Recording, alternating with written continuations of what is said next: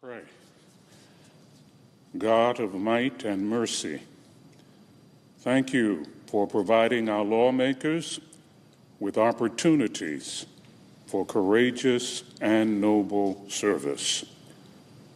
On this third day of the government shutdown, inspire them to work for your glory in all they think, say, and do. Lord, take their minds and illuminate them with the light of your divine presence. Equip our senators for their task, that they may be physically fit, mentally alert, and spiritually strong. Create in them the life of purity, honesty, and altruism that contributes to the solution of the problems they face. May they work with perseverance and magnanimity for the new and better day toward which your divine intentions guide them. We pray in your omnipotent name. Amen.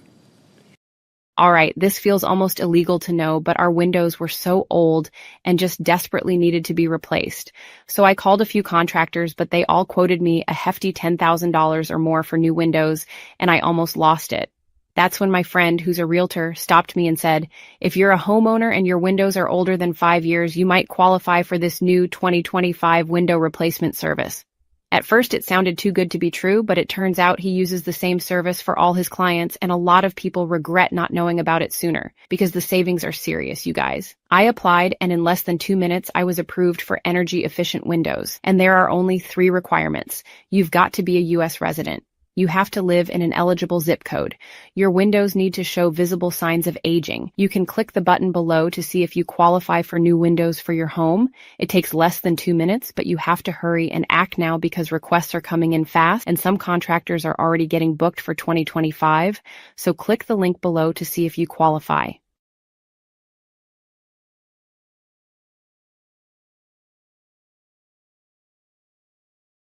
Noom's going micro.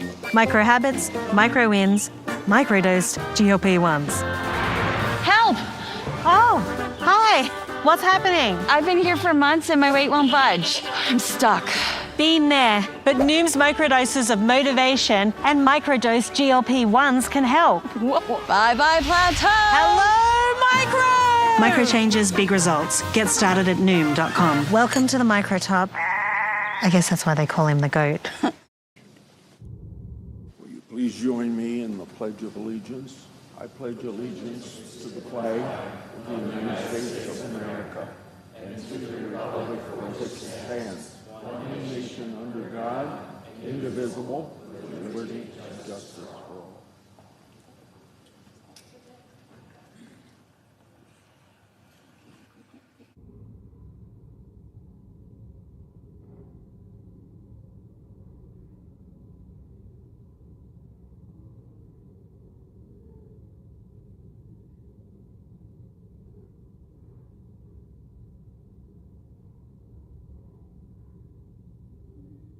Under the previous order, the leadership time is reserved. Morning business is closed. Under the previous order, the Senate will proceed to executive session and resume consideration of S-Res 412, which the clerk will report.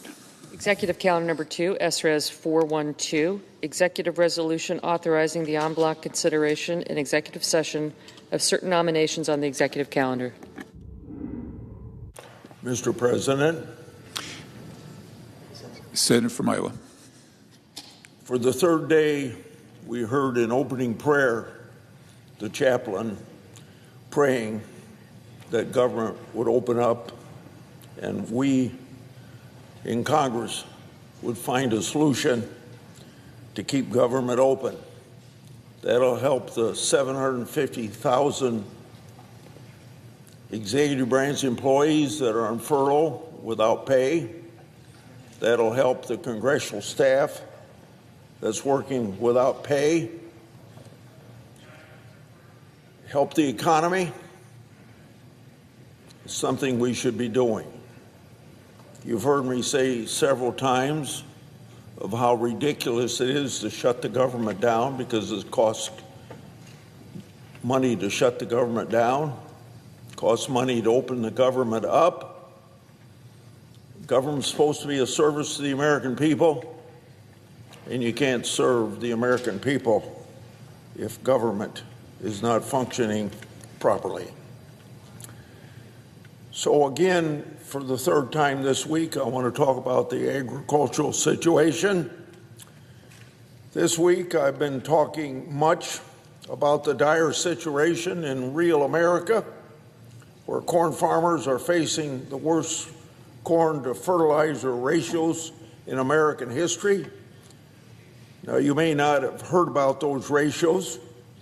Probably that's something that's been developed within the last 2 decades, but it puts the input cost of farmers to grow a crop against the price that they receive for that crop.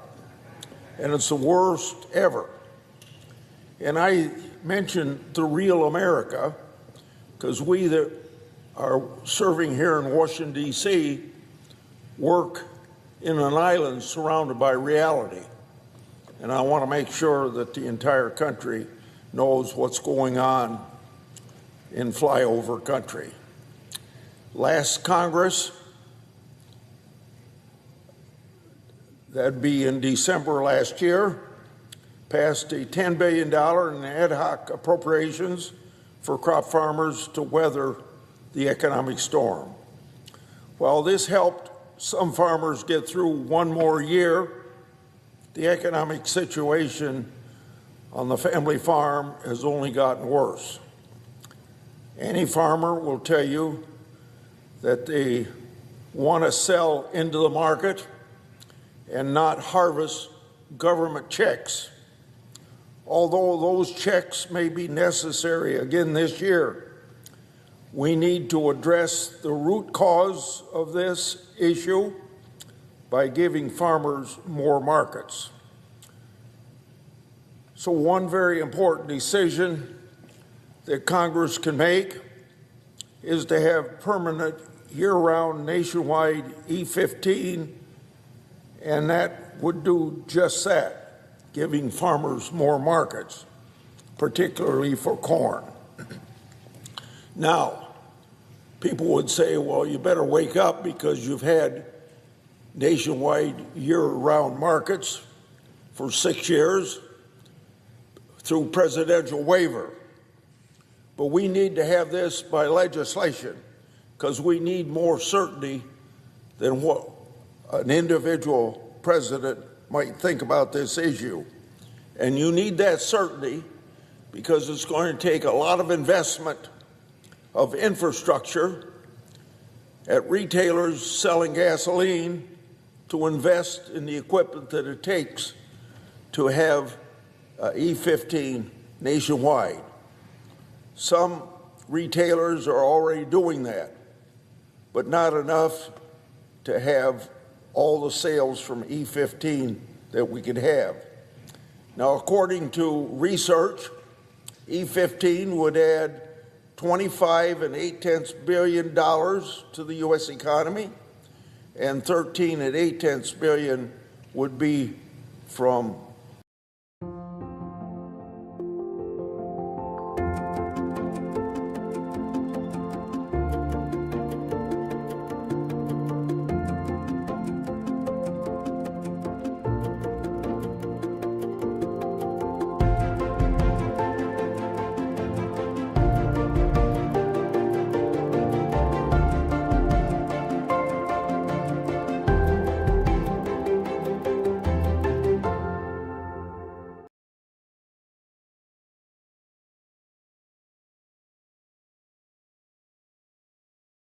Acorns lets me focus on today's goals, while they handle tomorrow's. Being the financial wellness app built for everyone, Acorns makes it easy to invest like an expert, even if you aren't one. Start investing with just your spare change using roundups. And set recurring investments with as little as $5 a day, week, or month. And let Acorns give your money a real chance to grow. Start investing for your future in just 5 minutes when you download the Acorns app.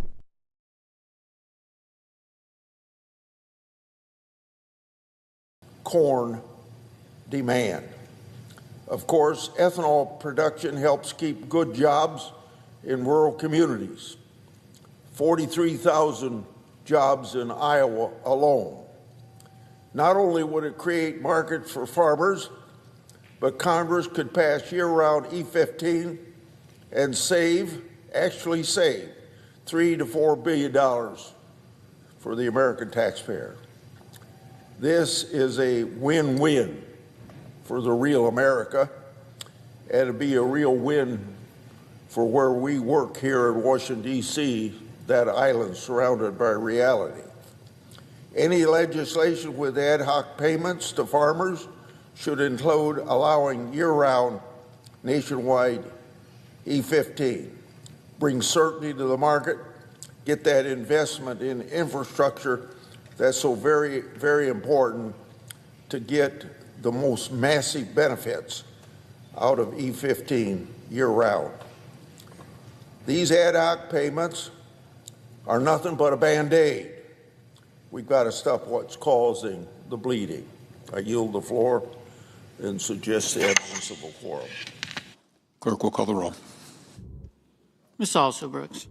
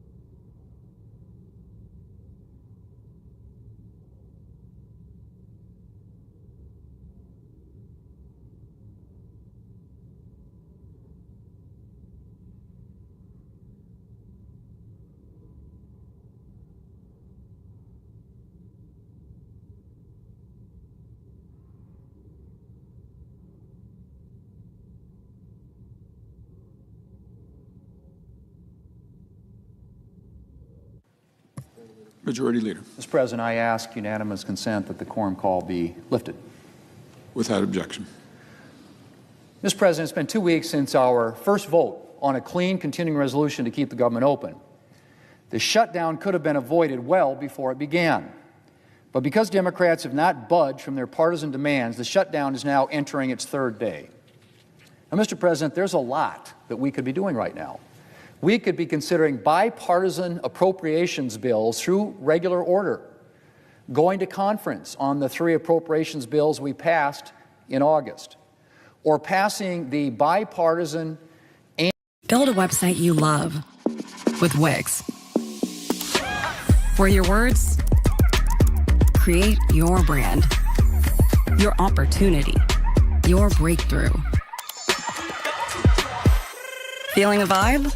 Run with it. From can't look away to gotta have it. Make every detail yours. Bring out what's hot. Remove what's not. Crystallize it. Instantly set a tone that speaks in your voice to your audience. Keep moving. Your site grows with you. Add solutions that meet you where you are and take you where you want to go. Smooth to make, easy to love. If you need a lease buyout loan, here's why more drivers are skipping the dealer and using LeaseEnd instead. 1, top-tier lenders. We work with banks like Capital One, Ally, PNC, Chase, and credit unions, which guarantees trusted options for you. 2, better rates, faster. Our partner banks offer competitive APRs and faster quotes because they know lease buyouts. 3, hassle-free process. So 1 application, multiple quotes, fewer credit hits, all done through LeaseEnd. 4, flexible eligibility. Financing from $7,000 to $250,000. Credit scores down to 520. Want the best rate and 0 dealership drama? Head to LeaseEnd and take control of your lease buyout. Let our tech and trusted partners do the work for you. LeaseEnd. And your lease, keep your car. annual defense bill. But instead, we're stuck in a shutdown mess of Democrats' making. And the American people are suffering as a result. Mr. President, Republicans remain united around a clean, nonpartisan funding extension. It's passed the House of Representatives, and it's currently sitting right here in the Senate, ready to be voted on. It has no new Republican policies, no partisan policy riders. It's straightforward, simple, and clean. All it does is reopen the government through November the 21st to give us more time to pass appropriations bills here on the floor. We have a number of bipartisan bills waiting for floor consideration right now. The only thing standing in the way of reopening the government and getting back to doing the important work is Democrats' $1.5 trillion in partisan spending demands. That's right, $1.5 trillion. Their partisan proposal demands more money, think about this, more money than our entire defense budget just to keep the government open for 4 weeks.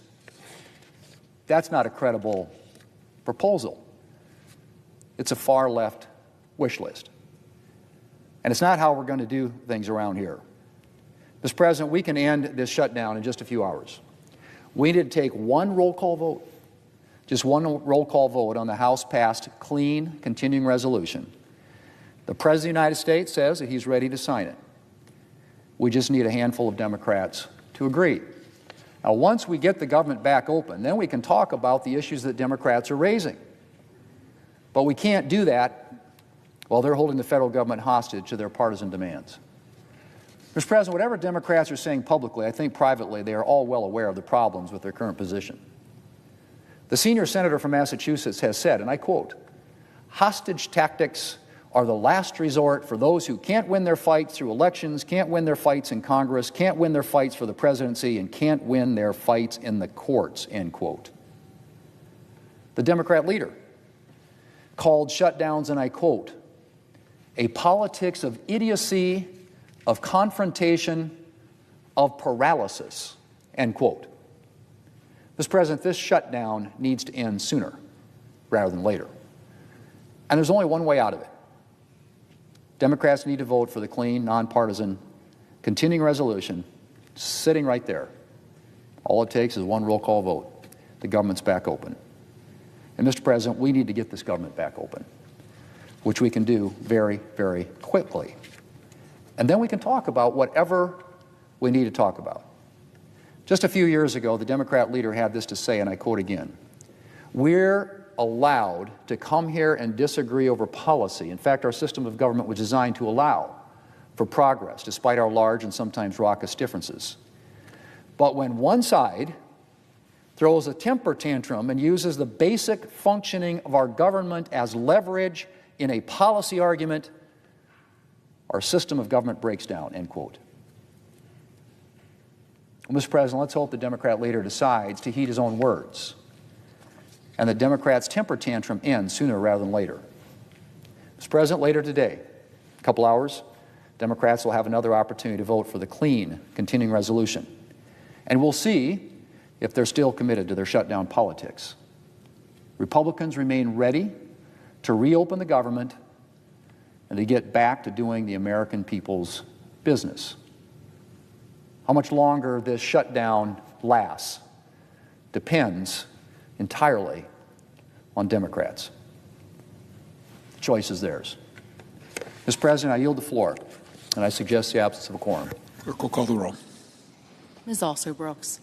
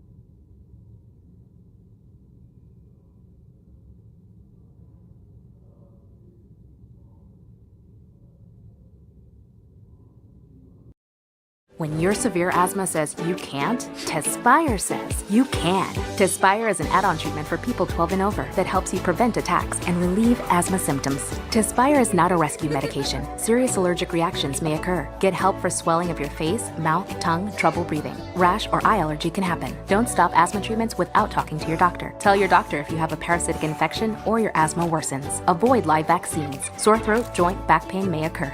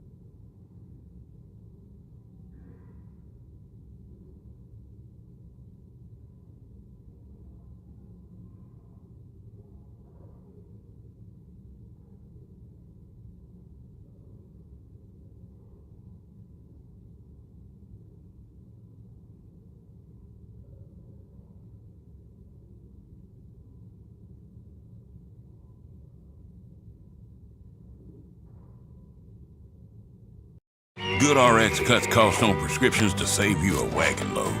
You can get them delivered lickety-split. Because when it comes to your health, sky-high prices can get. Check GoodRx.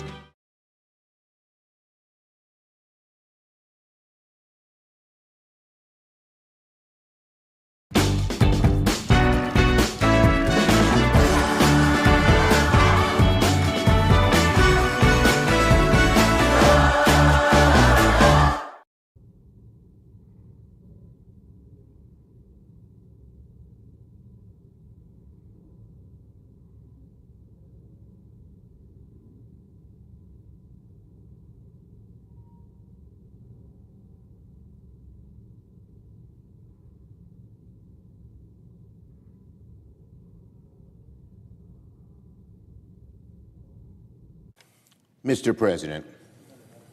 The Democratic leader. I ask unanimous consent the quorum be dispensed with. Without objection. Well, Mr. President, it's day 3 of the Trump shutdown, and the government remains closed because Donald Trump and Republicans insist on raising Americans' health care premiums and kicking millions off their insurance, sending premiums skyrocketing as Republicans insist is fundamentally unsustainable. The American people overwhelmingly support affordable health care. 70% of Americans support extending the ACA premium tax credit, according to a poll released yesterday by the Washington Post. And another poll by KFF yesterday found that nearly 80% support an extension. Guess what? Even a majority of Trump supporters support an extension. Even a majority of Trump supporters, by nearly 60%, support an extension. You don't need the polls. Just go into a barbershop. Just go into a diner. Just go into a supermarket and ask people. People are learning about this issue, and they're aghast that their premiums could go up so much.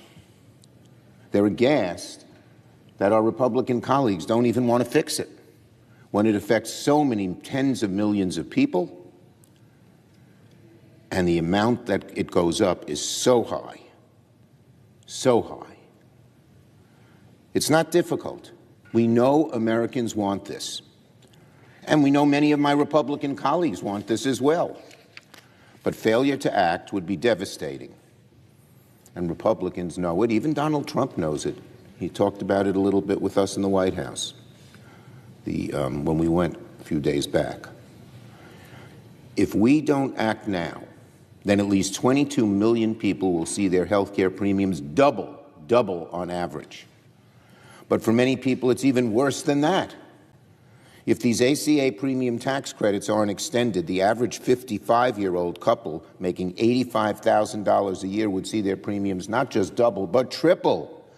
$25,000 a year. How is a senior citizen, even one that has a little bit of savings and a little bit of a cushion, afford $25,000 a year? So that is all Democrats want to fix. We are on the side of the people. The people know it and want it and need it. It's not complicated. Americans want it. Republican voters want it. Democrats remain ready and willing to work with the other side.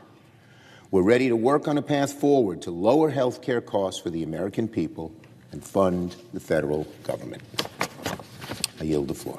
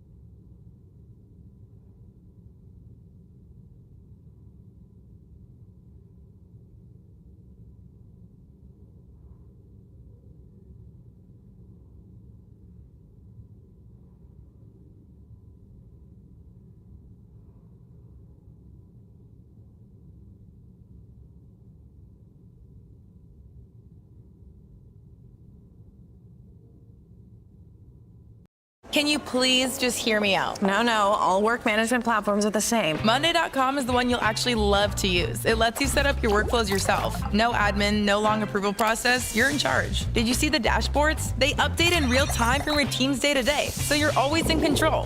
No freaking way. I don't have to put the data in myself? Are you for real? Monday.com handles all the boring stuff, so you can focus on what really matters. You know what? I'm ready to fall in love again. Thanks, Talking Llama. You don't remember my name, do you? Of course I do.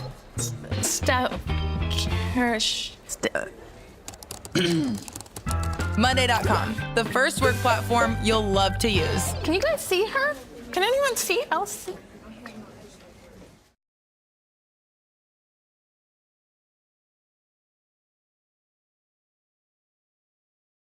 My work is easy because I use ClickUp. Here's how I keep track of all my tasks. I start by brain dumping everything I need to get done in a list view. Next, I set a priority and a due date to keep things on track. I create custom statuses to organize my progress exactly how I want it. I like to add the action items field so AI can show me the next steps. I add my teammates as watchers so they're in the loop. ClickUp makes work easy, from personal projects to running a multi-billion-dollar company. Click the link below to create your workspace for free.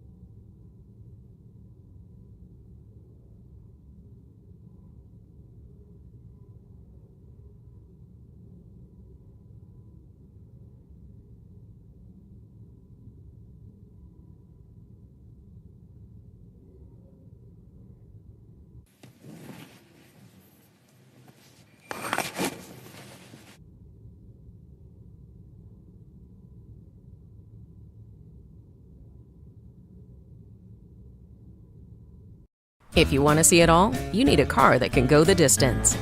The Subaru Forester Hybrid, 581 miles per tank, and 96% of Foresters sold in the last 10 years are still on the road today.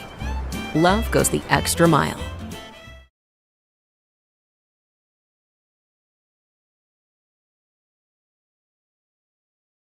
Build a website you love with Wix.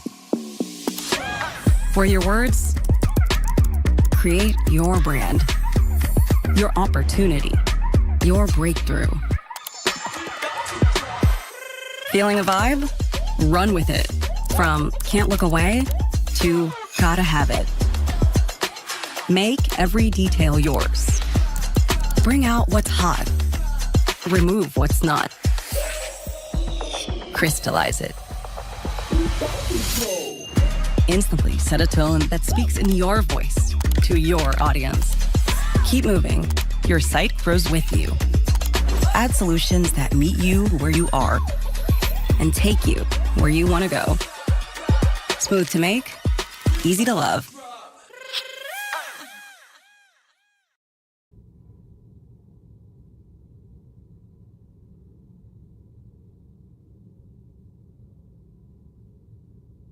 Mr. President. The Democratic whip. Are we in a quorum call? We're not. Thank you very much. Mr. President, I'm sure that you can agree, having been involved in public service for a large part of your life, that sometimes it takes a long time to make an idea a reality. That's happened many times to me in my public career and certainly in my home state.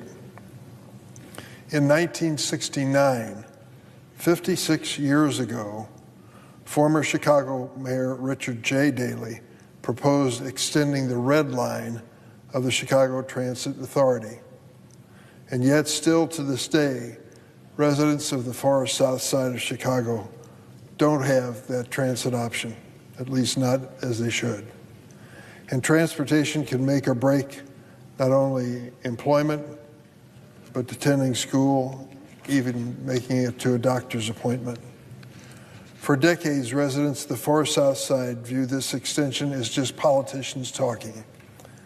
That changed this past January when the Federal Transit Administration officially obligated $1.9 billion in federal funding for this crucial extension. After waiting over 50 years, it was finally going to be a reality. This project will expand transit access to 100,000 people.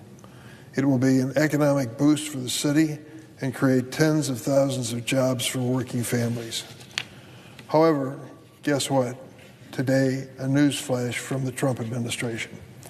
We received news that the OMB director, Russell Vought, and the U.S. Department of Transportation have decided to illegally freeze $2 billion in grants for Chicago, including the obligated grant for the extension, and risk decades worth of effort. This is in addition to the $7.5 billion in Department of Energy grants Director Vought canceled yesterday, including 33 projects totaling almost $700 million in Illinois.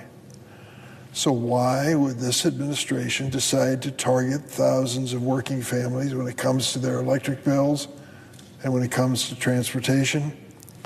Because President Donald Trump wants to punish states like Illinois and the people who live there because they didn't vote for him in the last election. This is petty, it's unfair, it's wrong. These vindictive actions will cost Illinoisans jobs. Many of them will lose their employment, and it's going to raise the cost of electricity across the country. Freezing funds for these projects is a blatant abuse of power by a president and an administration that would rather settle petty personal scores than actually help people. OMB should immediately release any freeze on these funds, and I'll do everything I can with Senator Duckworth to hold this administration accountable for its decisions, which continue to hurt working families. Mr. President, on a separate subject, the upcoming vote on more than 100 nominees is actually what I feared would happen when Senate Republicans violated Senate rules to fast-track nominees. This has opened the door to rushing through more extreme nominees who have one qualification for office. They are blindly loyal to President Trump. That extends to a man named Stanley Woodward, the nominee to be the number 3 official at the Department of Justice. Let me make this clear. Mr. Woodward is not even close to qualified. He has never worked at the Justice Department before this administration. What he has done is show his loyalty to Donald Trump by representing Trump associates for their roles in thwarting investigations into the president. As Associate Attorney General, Mr. Woodward would oversee some of DOJ's most critical programs, including the Office of Justice Programs and the Civil Rights Division. As a senior advisor to Attorney General Bondi, Mr. Woodward has already been involved in gutting these offices. The Trump administration has terminated hundreds of millions of dollars in grants administered by the Office of Justice Programs that support state and local law enforcement. The Trump administration also has gutted Civil Rights Division, which is known for years as the crown jewel of the Justice Department. About 70% of the division's attorneys have been forced out, 70%, and many remaining staff have been diverted away from crucial efforts to protect the civil rights of all Americans so long as they sign up for the mass deportation program of the president. Mr. Woodward also overruled antitrust officials to personally negotiate a settlement with lobbyists in DOJ's challenge to Hewlett-Packard's $14 billion acquisition of Juniper Networks. The acquisition resulted in 2 firms controlling more than 70% of the wireless network market, a market duopoly. Trump administration political appointees in the antitrust division who objected to this settlement, what happened to them? They were forced out of office. One of them said the settlement, quote, corrupt lobbyists with no relevant expertise are perverting actual law enforcement through money, power, relationships, and influence. Stanley Woodward perverted justice and acted inconsistent with the rule of law in this deal. I asked Attorney General Bondi about Mr. Woodward's involvement in the scandal. Crickets, no response, nothing to say. It is wrong to fast-track unqualified and unfit nominees whose only goal is to advance a political agenda at the expense of the American people. Previous Associate Attorney General nominees have received roll call votes on the floor of the Senate and the committee, of course. Take President Biden's nominee for this position, Vanita Gupta. In 2021, Republicans tried to filibuster her nomination in committee and then tried to shut down the committee business before we voted. On the floor, Republicans forced extra procedural votes to slow down her confirmation. Despite my frustration at the time with Republican colleagues for obstructing a highly qualified and experienced nominee to serve as Associate Attorney General, I never sought to short-circuit the constitutional responsibility of members of the Senate of advice and consent. Now, when the shoe is on the other foot, Republicans are intent on taking away yet another core duty of the Senate in deference to President Trump. I hope they remember this moment when they resume their minority positions in the future.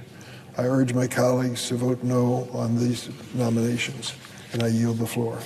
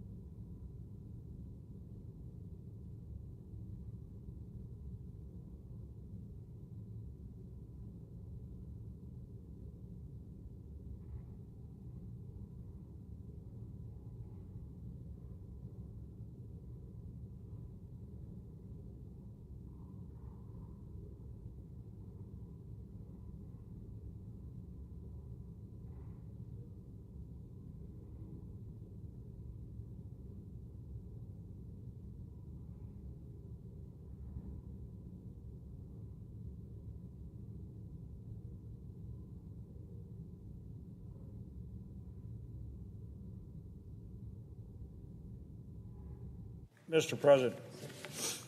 The senator from North Dakota. Thank you, Mr. President. Mr. President, we're now in the third day of this government shutdown, and once again, our Democrat colleagues are going to have the opportunity to vote for a clean, nonpartisan, continuing resolution that would open the government and allow us to continue working on the appropriations process. Just to kind of give a little perspective on that, here are the statistics showing all of the Biden-era clean CRs that were passed. 13 of them. 13 of them during the Biden administration, and 96% of the Democrats voted for them. Now they can't vote for a clean resolution. How do you explain that? Unfortunately, Democrat leadership is demanding more than $1 trillion in new spending just to keep the government open. So instead of voting for this clean CR, they want more than $1 trillion in new spending in a CR that, the CR has no Republican priorities in it. It's just a clean CR. So how is it we're supposed to put trillions of dollars of Democrat priorities in a CR that goes till November 21? That's what Leader Schumer has said. And that's exactly why this is the Schumer shutdown. They've taken our government hostage with a list of demands that's really quite astonishing. They want funding for health care for illegal immigrants. They want more subsidies for pandemic-era health insurance, all while actually repealing a $50 billion health care fund for rural hospitals that was put in the One Big Beautiful Bill. How does that make sense? In the meantime, vital programs that support hardworking American families have either been shuttered or are very nearly out of money. Let's end this Schumer shutdown and pass a clean short-term CR, the same kind of clean CR, mind you, that, as I said, 96% of Democrats voted for to support 13 times during the Biden administration, and that's what this shows. Let's pass this clean CR and get back to work and move our appropriations bills through regular order. That's how we're supposed to do it, through regular order. Already, we've made progress in this Congress doing just that. The Appropriations Committee has passed 8 of the 12 appropriations bills on a bipartisan basis. As a matter of fact, we just approved, not too long ago, 3 of them. One of them was my ag appropriations bill by big bipartisan majorities here on the floor in the Senate. Compare that to the last Congress when Leader Schumer refused to allow us to bring any of the appropriation bills to the floor. In fact, nearly a month ago now, the House requested a formal conference on the 3 bills that I just referenced that we have passed across the floor with large bipartisan majorities. And we are ready to go to conference with them and finish our work on those appropriations bills through regular order, as I just said. And our majority leader has said very clearly that he is ready to bring defense appropriations and the labor health bill, which would actually get us up north of 75, maybe even 80% of the appropriation process finished. And he's ready to bring those 2 bills to the floor as soon as we're open and operating. Mr. President, we need to reopen the government to return to our bipartisan appropriations work and get back to conducting the business of the American people. Another good example is the work we're doing for our ag producers. And I know, Mr. President, you know about that very well. Every American depends every single day on the high-quality, low-cost food supply that our farmers and ranchers provide. At the same time, our farmers and ranchers depend on access to markets to ensure that they get good prices for the high-quality crops that they produce. This is particularly true, for example, for soybean farmers in my state of North Dakota, where we export nearly 90% of what we grow, a lot of that going to markets like China.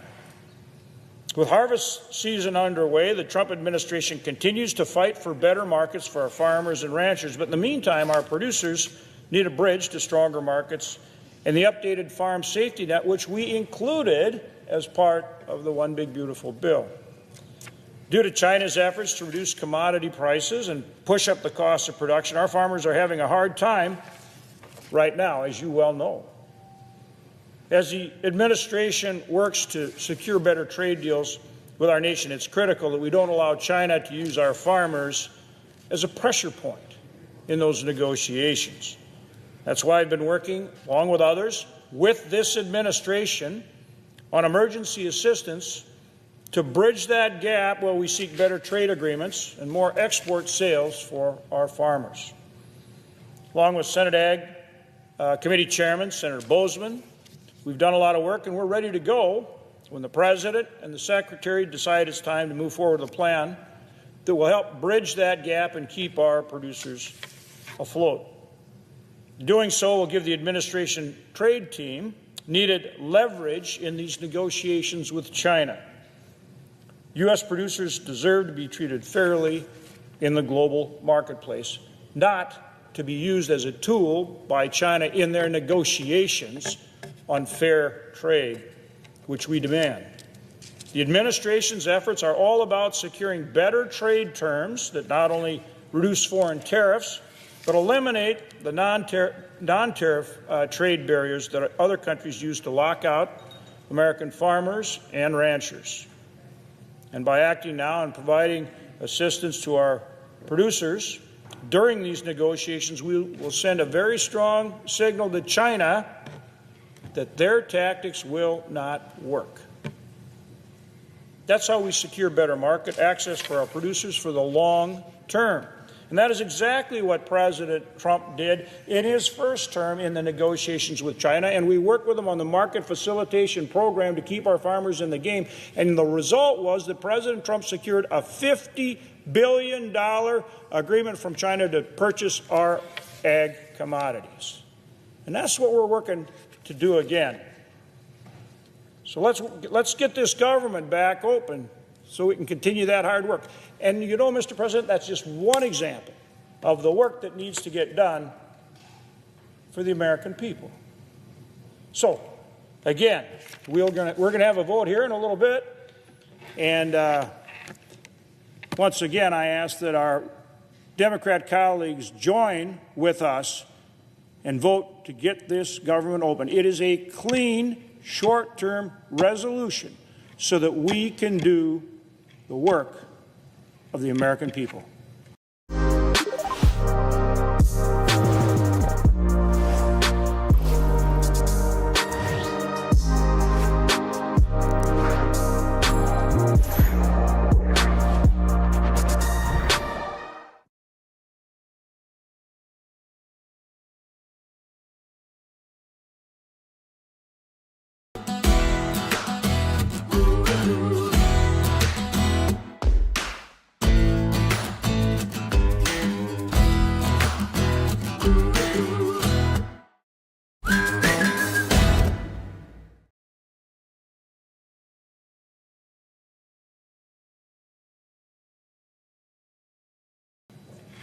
With that, Mr. President, I yield the floor.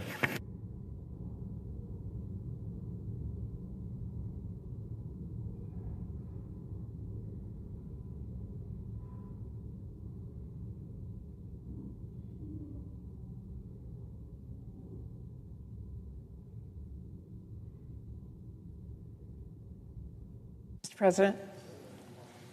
The Senator from Washington. Thank you, Mr. President. Mr. President, we are 3 days into a government shutdown, and we are in the middle of a health care crisis entirely of Republicans' making. And a new poll shows nearly 80% of Americans, that is 4 in 5, want Republicans to work with us to stop their premiums from doubling. So what is the holdup? After all, as we speak, health plans are in the middle of locking in massive rate increases, and those notices will be in the mail any day now. These are two serious issues facing our country, and yet Trump and Republican leaders are refusing to take any of them seriously. On health care, they've decided to shut down the government rather than work with us, and they've decided they would rather make up lies about illegal immigrants than talk about the actual issue at stake, the reality that Republicans are letting premiums more than double. Newsflash, Republican areas are actually going to face some of the biggest price jumps if they refuse to save health care. Small businesses are going to take a hit, not to mention farmers. 1/4 of our farmers are covered on the ACA exchanges, so this health care crisis is a big concern for them. Millions of families across the country are about to see their monthly health care costs jump by hundreds, if not thousands of dollars. And the Republicans' plan here seems to be, I hope no one notices.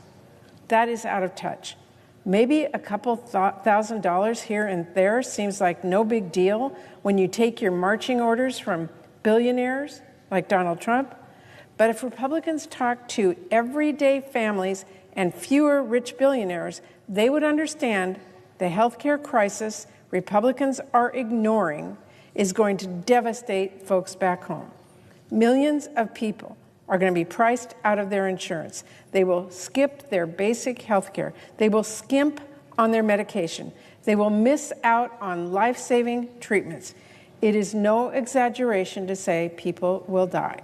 There is no avoiding that reality, though Republicans seem determined to try.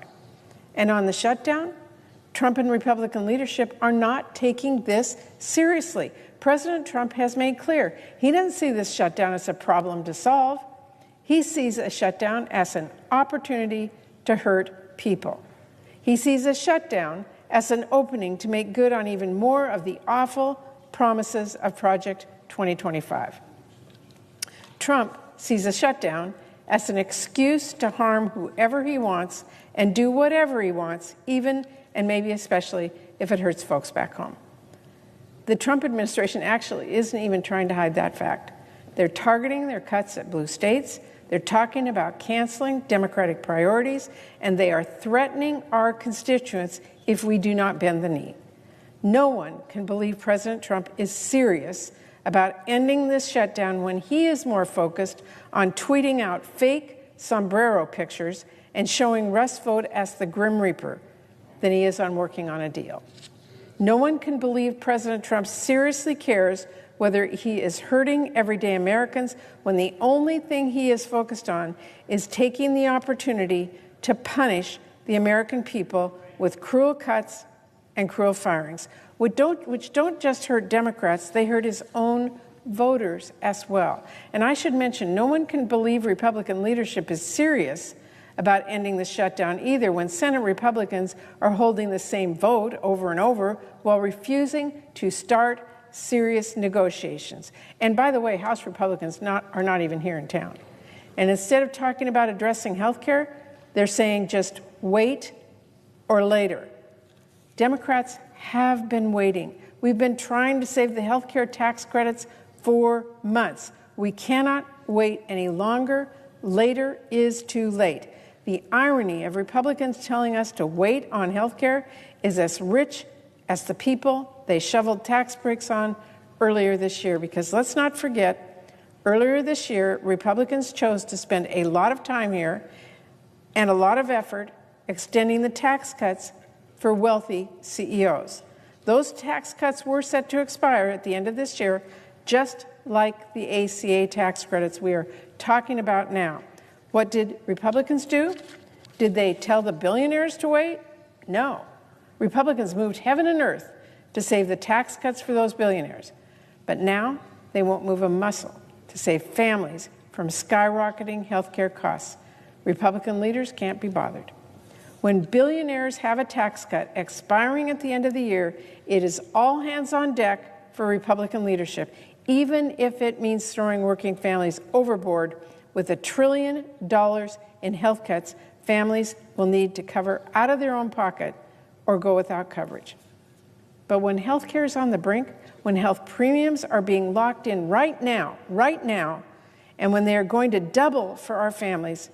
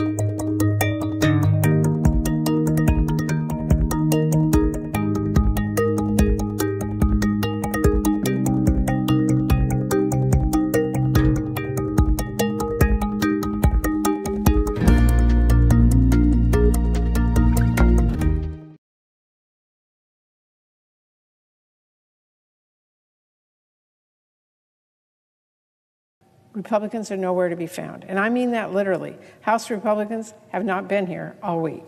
They are missing in action. They should be rushing back to work on a solution. But Republican leaders seem to be moving in the opposite direction, forcing a vote on the same failed partisan bill for the fourth time. Mr. President, we're at the table. We want to be here. We want to find a solution. We want to reopen the government. We want to prevent families' costs from skyrocketing. I hope Republicans decide that they're ready to join us. Thank you, Mr. President. I yield the floor.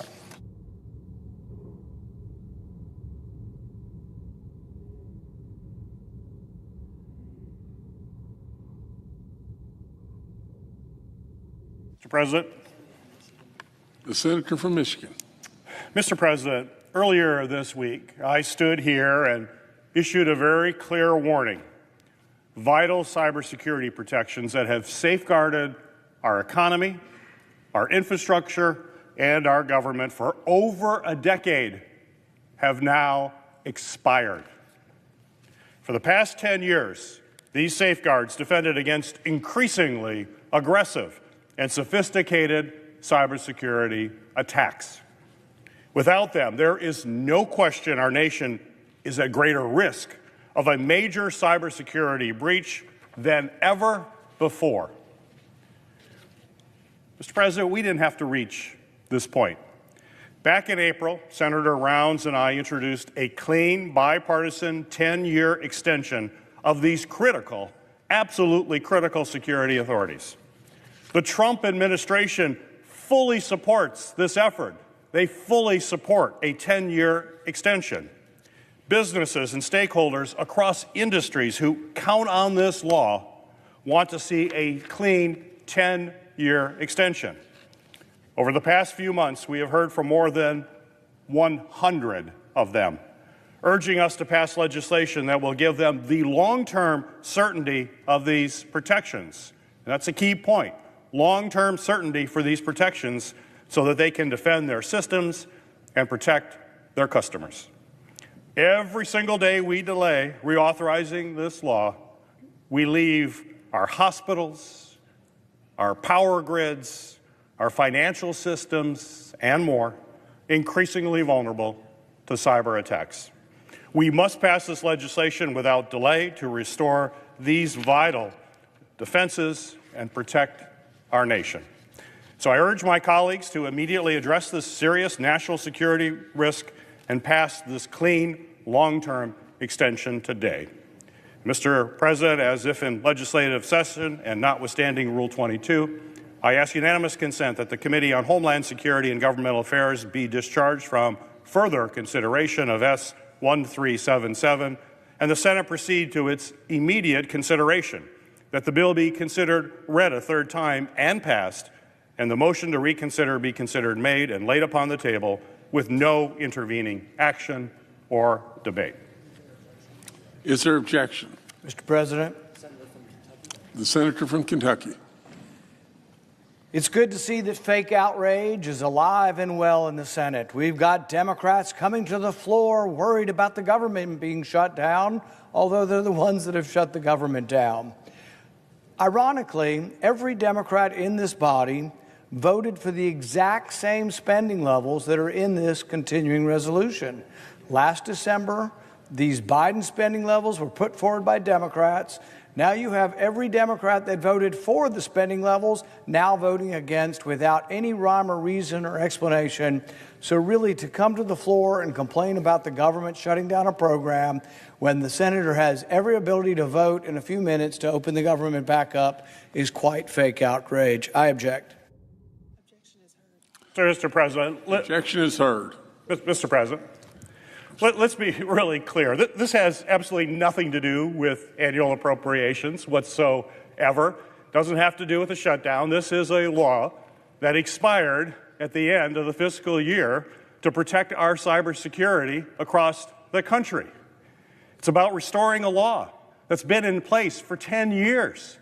It's not about the appropriations process. This is simply about national security. So to use that as an excuse and to put our country at risk is simply unconscionable, given the broad, bipartisan, bicameral support you have in the Senate and in the House, and including the strong support from the Trump administration, this is simply irresponsible. And I think you'll find is basically one person standing in the way of providing critical protection for cybersecurity for the entire country. That's not the way this process is supposed to work, and I would hope folks would come to their senses and we can provide this essential protection before it's too late.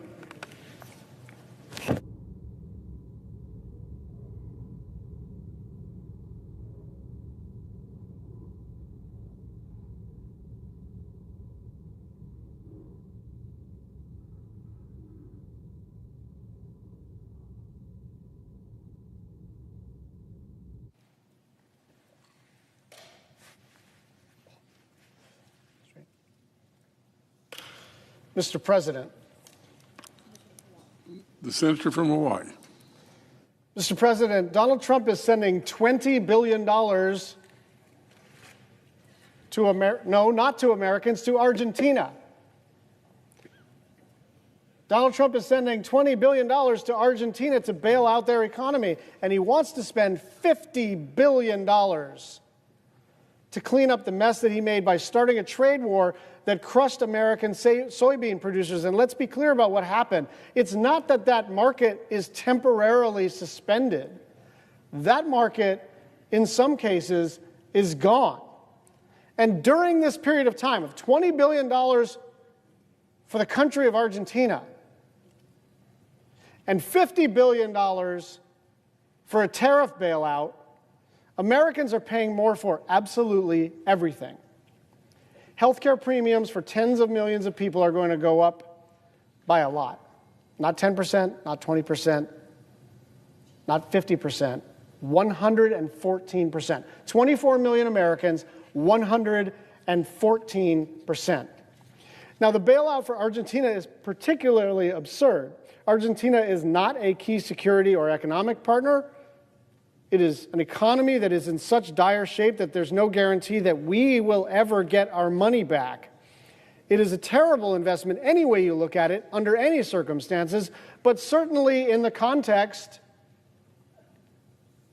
of Americans seeing their health care premiums increase by 114% right now. You then have a separate bailout for American soybean producers totaling close to $50 billion. And why? Because of the tariffs. Because in one fell swoop, they wiped out half of the export market for American soybeans in China. And there's no way you can plug that gap. You can't come up with, like, I don't know what it would be, 112 individual deals to kind of add up to the market buying power of the PRC. When you lose a buyer that also happens to be the biggest country of the world, you don't have a lot of options. At best, it's going to take you months or years to cut dozens of smaller deals, and it's not going to add up. So just to recap, Trump is at the exact same time incinerating $70 billion of taxpayer money, but what's the one thing that there's not enough money for? You. There's not enough money for you. There's enough money for a $50 billion tariff bailout. There's enough money for Argentina, but there's not enough money for you. They don't have enough money to help a family of four that's going to have to pay $300 more per month to keep their health care plan. They have the money to cover for Trump's economic incompetence, but apparently they don't have the money to prevent a small business owner or a taxi driver or an early retiree from losing their health care. This is not complicated at all. Donald Trump's economy is already hard as it is because of his choices to create shortages of electricity, of lumber, of food, of health care. Electricity prices are going up at twice the rate of inflation. Vegetables are up nearly 40%. Grocery prices are at their highest in 3 years. And now people are supposed to find hundreds, if not thousands of dollars to spare every single month or give up their health care coverage and hope they don't get sick. We could end this shutdown right now if Republicans sat down and worked with us to protect people's health care. By the way, the people who are being particularly hurt by these healthcare premium increases live in Republican states. Now, that shouldn't matter, but we are in politics. And just understand, we're standing here fighting for your constituents. If we were a little more cynical, we would let you stew in the most unpopular major legislation that has been passed in generations. But we want to solve this problem for not just the 24 million people on the so-called exchange, but for everybody who's about to see their premiums spike. Let's sit down and fix this. I yield the floor.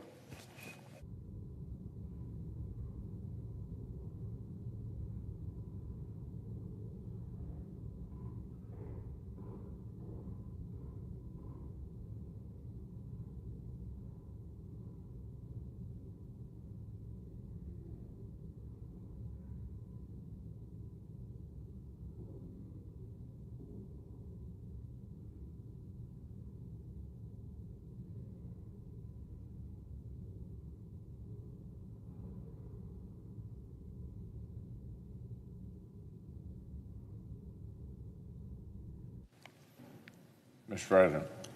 Senator from Kentucky. Mr. President, my position on government shutdowns is pretty well known. There's absolutely nothing to gain in taking basic government functions hostage for 11th hour partisan demands. And I hope our Democratic colleagues will relearn that lesson in short order. Because the American people have plenty to lose from freezing important functions of the federal government. Here in the Senate, Democrats' shutdown is taking time we ought to be spending on important outstanding business, beginning with our obligation to provide for the common defense. In particular, our work to deliver full-year defense appropriations is not finished. So I'd like to talk briefly about what must come next after interim government funding is extended and what's at stake for our national security. The U.S. military is not immune from the disruptive short-term consequences of a government shutdown. But the long-term consequences of going without robust full-year defense appropriations are far, far graver. I offered this warning in the spring when, for the first time, Washington told America's men and women in uniform to conduct today's operations and prepare for tomorrow's threats using yesterday's dollars. We put the national defense on a full-year continuing resolution and forced the military services to function for another year on the anemic defense budget signed into law by President Biden. A full-year CR is the enemy of readiness, modernization, and efficiency. The armed services want to make their budgets simpler, more efficient, and more flexible by consolidating budget lines. But they can't do that under a full-year CR. Punting new appropriations directly contradicts the Pentagon's stated goal of building a resilient, surge-ready munitions enterprise. The prohibitions on new program starts under a CR effectively put high priority on service modernization efforts literally on ice. The administration says it wants flexible and efficient investments. Well, Mr. President, there's nothing flexible, efficient, resilient, or lethal about running the national defense enterprise on a full-year CR. Nor will a CR send the consistent signal industry and investors need to pour private capital into the long overdue expansion of our defense industrial base. If you want to increase our nation's capacity to produce munitions more quickly and in larger volumes, full-year CRs just might be the worst way to go about it. I don't mean to sound overly alarmed. God willing, the House-passed short-term funding extension will give Congress enough time to deliver full-year appropriations and release our military from the constraints of the Biden fiscal year 24 budget. But I want our colleagues to understand what's at stake this fall. The President has set some ambitious, important, and overdue priorities for America's national security. And none of them come cheap. Golden Dome for America, an America shipbuilding renaissance, sixth generation stealth fighter aircraft, the long overdue modernization of our nuclear force. Reconciliation isn't enough to support these major efforts, and neither is a perpetual freeze at the Biden fiscal 24 level. Reviving the warrior ethos, rebuilding the military, reestablishing deterrence, these are priorities we hear about all the time from the President's advisors. I certainly have no problem with rowing in that direction. I'm all for high standards of physical fitness, but push-ups alone aren't going to stop Chinese hypersonic missiles. The next major conflict will likely be a test of lethality at very long distances. That's why I've spent years urging successive administrations to rebuild our global power projection and long-range fires. It's why I criticize the Biden administration for talking about China as the pacing threat, but turning in defense budget requests that didn't even keep pace with inflation. The administration cannot afford to make this same mistake. So this week, I was encouraged to hear Secretary Hegseth proclaim a Trump buildup in the mold of the Reagan buildup that helped end the Cold War.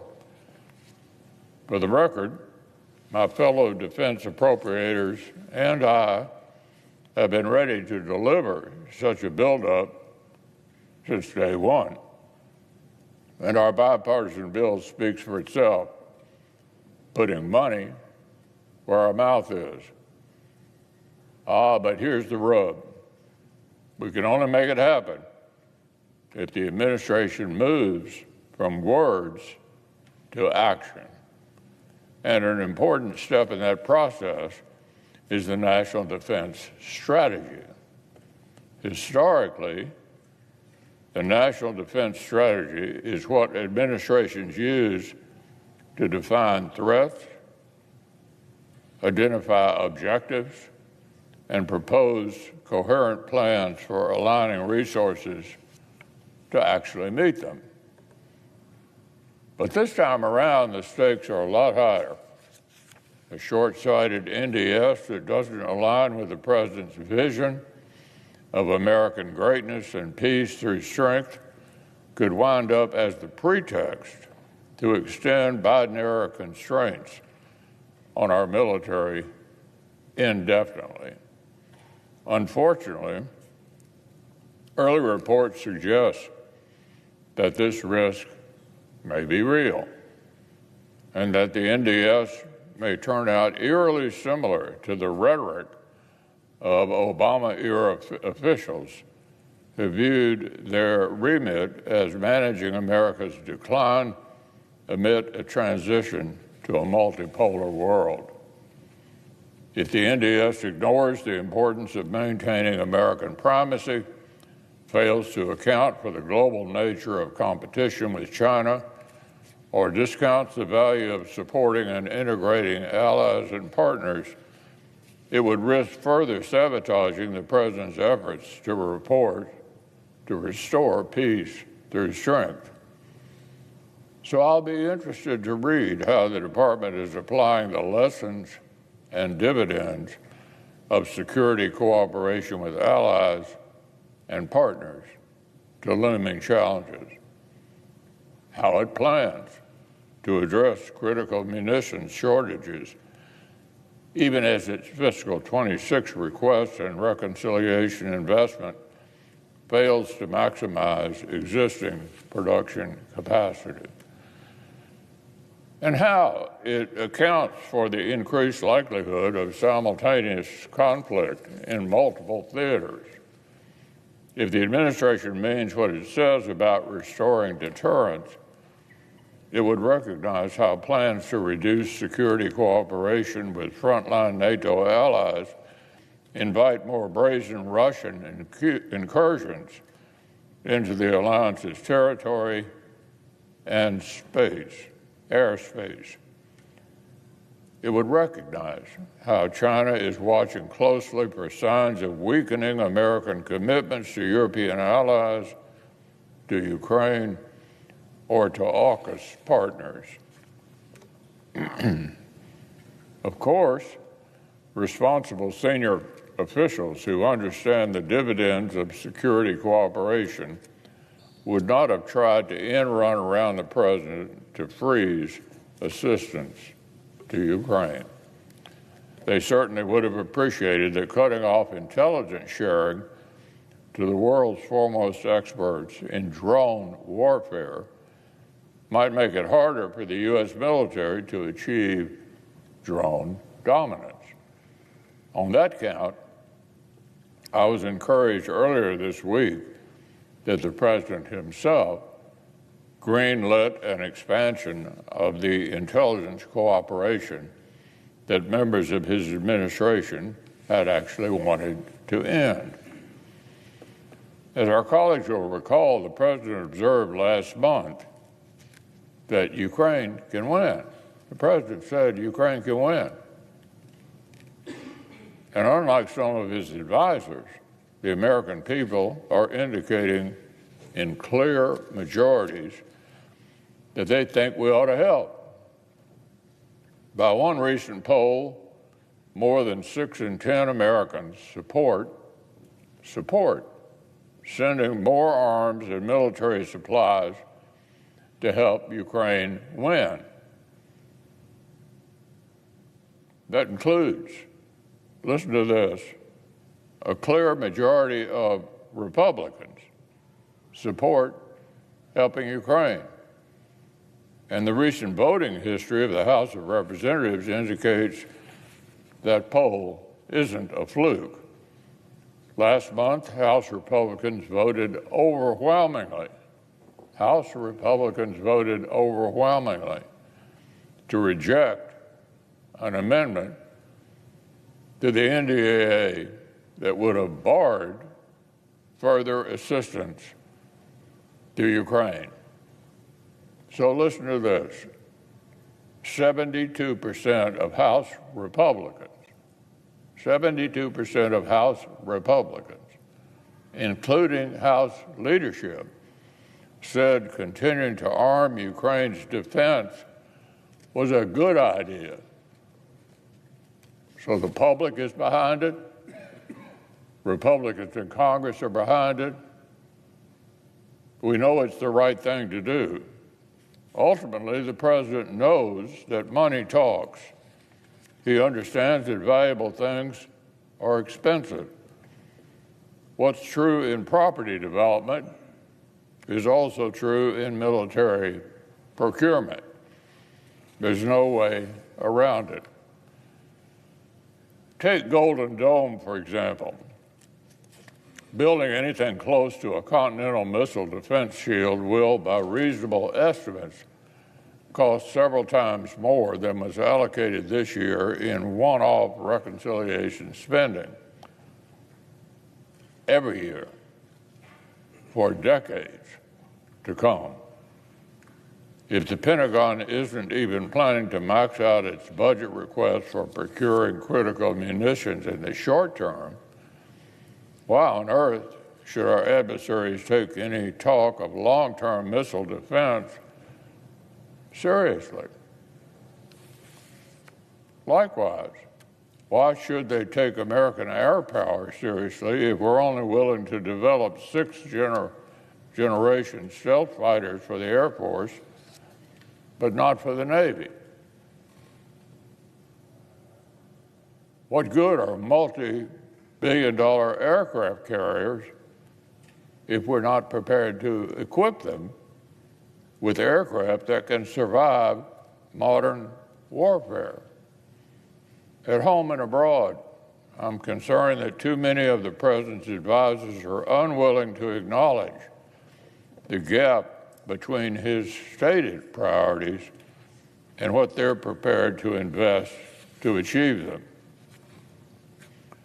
If you ask me, the name on the front door at the Pentagon matters a great deal less than whether the services inside are equipped and prepared to deter and win wars.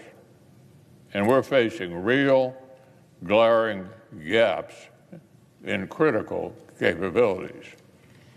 The ink was barely dry on the one big, beautiful bill when senior Pentagon officials began to report to my colleagues and I on the Appropriations Committee that they still face significant funding shortfalls. Given the high pace of operations in the Middle East and in the Western Hemisphere, it's safe to assume these costs are only going to continue to rise. So, Mr. President, there's a lot going on around this building. But soon, I hope our colleagues will have an opportunity to go on record in favor of investing in peace through strength. We'll have a chance to put our money where our mouth is on reestablishing deterrence and rebuilding the force required to back it up. Our investments in the common defense are a signal of our national resolve. When the American people spoke last November, I don't think they meant for their leaders to mail in a third year of anemic Biden-era top lines. I don't think the president assembled his policy and budget advisors with a mind to punt in the face of looming threats. When he hired civilian Pentagon leaders to restore deterrence, I think he meant more than just threatening adversaries with a catchy line on camera. I think he meant building the force that threatens them with its very existence. So the administration wants a Trump buildup, then let's build one. And once Democrat shutdown is over, let's start with serious, increased, full-year investments in our national defense.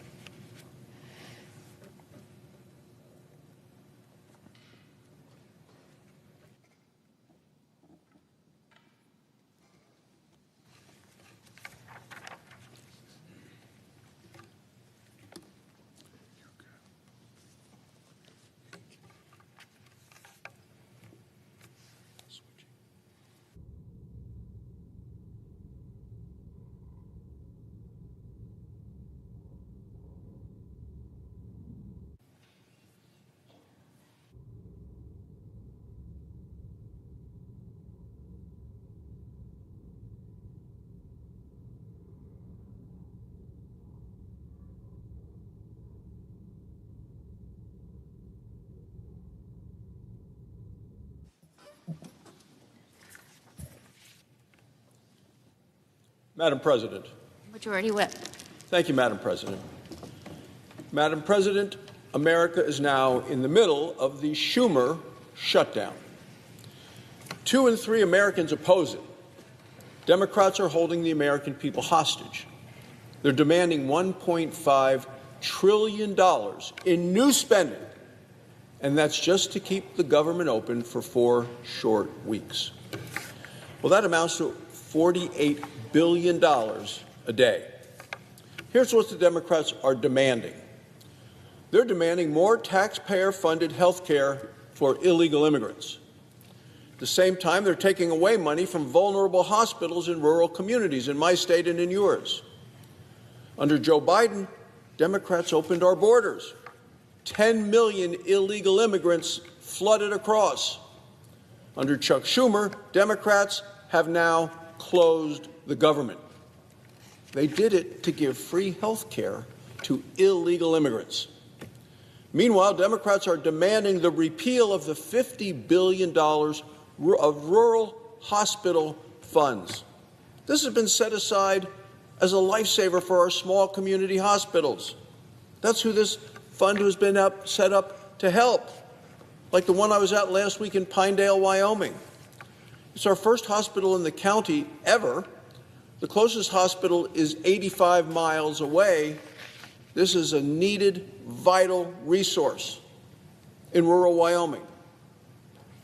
In addition, Democrats are demanding $350 billion in permanent new spending for Biden's bonus COVID payments. They created these payments in 2021. They promised they would be temporary. They said they're there for the COVID emergency only. They extended them once so they would end at the end of this year. Clearly, COVID is over. And now they want these Biden bonus COVID payments to become permanent, to go on forever. These payments are riddled with waste, fraud, abuse, and corruption. We have seen it. We have documented evidence. Unlike most insurance, there are no premiums, there are no deductibles, and Democrats also removed the income limit. The money goes straight from the government to the insurance companies. The bill goes directly to the hardworking American taxpayers. The Democrats' price to reopen the government are all of those things I've mentioned, plus more. What we're doing as Republicans is proposing to reopen the government for 7 weeks at the current funding levels. The House has already passed it. Republicans and Democrats have voted for it in the House and in the Senate. President Trump is ready to sign it. It takes 60 votes in the Senate to reopen the government. We have voted repeatedly over the past several days. Each time, a few level-headed Democrats have joined Republicans in the vote. It is time for more Democrats to join us today. There's only one person standing in the way, and that's the minority leader. He's holding the American people hostage. He fears retribution from the radical socialist left. Easy to see why. The radical socialist left, including Senator Sanders, Senator Warren, AOC, they have become the Democrat leaders in this shutdown. They're the ones running the party. While the government is stuck in this Schumer shutdown, the people paying the price are the American families. Veterans will face longer wait times for appointments. Members of the military and border patrol agents, they'll continue to protect our nation. They'll do it without pay. Some wildfire prevention, which is critical this time of year, will stop. Wildland firefighters will remain on the job unpaid. Mothers will lose access to vital programs that help feed their children. Sick patients on Medicare and Medicaid may lose home health care services. Small business owners will not receive new federal loans because the Small Business Administration is unable during a shutdown to process them. The American people all across this country are feeling the pain of the Schumer shutdown. Their request is simple. They're asking Senate Democrats to do what they've done 13 times under Joe Biden, to vote for a clean, continuing resolution that will reopen the government. All it takes are a few more Democrats, people who are willing to put the country first. We're about to vote today on another clean, continuing resolution, like the Democrats did 13 times when Joe Biden was in the White House, and that's the one to reopen the government. Republicans are going to vote for it. Democrats have the opportunity today, in just a few short minutes, to do the right thing for the American people. Let's see if they do. Thank you, Madam President. I yield the floor. It's the absence of a quorum. Clerk will call the roll. Ms. Also Brooks.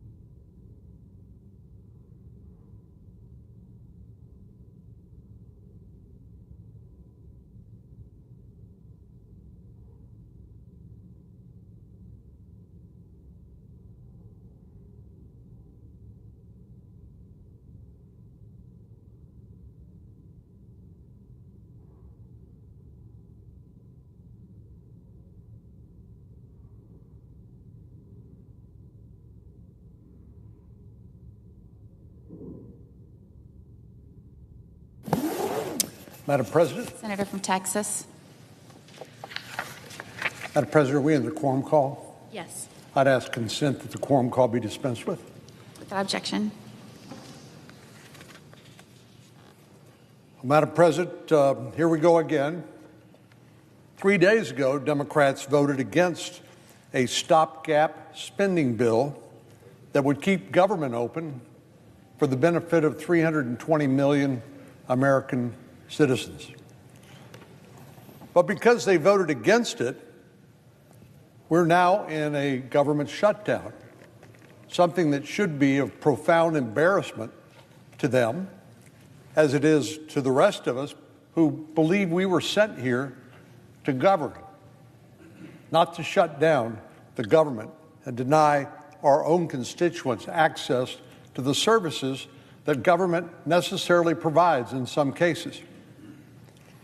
Now, if you listen to the media, not all the media, but some of the media, particularly the sympathetic left-wing media, you might think otherwise. But make no mistake about it, the blame for this government shutdown lies squarely on the Senate Democrats' shoulders. 3 Democrats voted to reopen the government the last time we voted.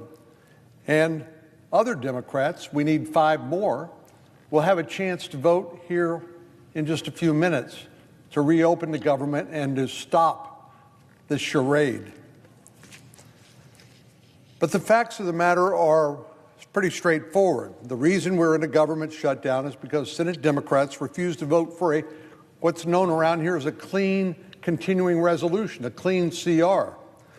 As I mentioned, this is a stopgap procedure, so we can then finish the work of the appropriations bills by November and hopefully pass bipartisan funding bills that will last for the remainder of the fiscal year, while we're doing other important work as well, hopefully a national defense authorization bill, hopefully other important legislation. So why hold 320 Americans hostage by denying them the benefits that their government is providing by shutting down the government? Why in the world would you do that? Well, I think primarily what this is because our friends on the other side of the aisle are afraid of their base supporters. We know last time the Democratic leader, Senator Schumer, the senator from New York, agreed to a short-term CR, as we did 13 previous times, because it's a stopgap spending bill. The last time he agreed to a continuing resolution, he was pummeled by his Democratic base.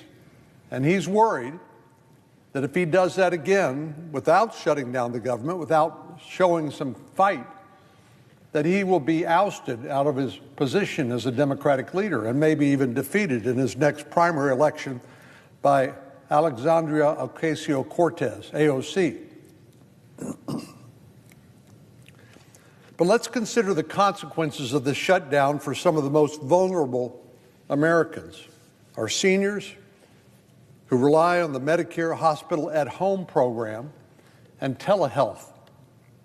Because of the government shutdown, CMS no longer has the authority to reimburse certain telehealth services. Now, most of us were not particularly acquainted with telehealth before COVID, but Congress decided to reimburse healthcare providers for providing virtual visits with your doctors. And in some cases, that's all people needed access to. So it's an important adjunct or supplement to our healthcare delivery system. But that's no longer available because of the shutdown. This will have particularly severe impact on patients without access to reliable transportation, who will not be able to see their doctor unless they can get access to telehealth. Additionally, providers who participated in the Medicare Hospital at Home program no longer have the authority to deliver inpatient-level care in patients' homes. I know we're all concerned about the cost of health care, but if you can treat people in their homes, it's obviously a better place for the patient, and it's less costly health care. But that authority expired with the shutdown of the federal government. This means some of our most vulnerable Americans, sick and bedridden seniors, have been left without care or were unexpectedly forced to be transported to overcrowded hospitals when it may not be in their best interest to actually engage in that transport. But that's just an example of the real-life consequences of this unnecessary shutdown imposed on the American people by Senate Democrats, holding the American people hostage for their partisan political demands, which I'll get to in a moment. Democrats want America to believe that this is about health care. Well, they know that the particular health care benefits that they are most concerned about is a COVID-era plus-up of the Affordable Care Act's subsidies that were started back during the Biden administration. So even if these plussed-up benefits were to expire, people would not be denied access to the Affordable Care Act if they happen to have a policy using that particular program. So there's no imminent threat to these people or anyone else if we don't address it in the context of this shutdown. So it's a made-up crisis. We know that these provisions expire at the end of this calendar year, and there will be time, and we will take the time to deal with those as we should. But based on many of the stories of waste, fraud, and abuse associated with these plussed-up COVID-era Biden subsidies for the Affordable Care Act, there's an important reason why we should take our time and look at these and reform them where necessary. And that's what we intend to do.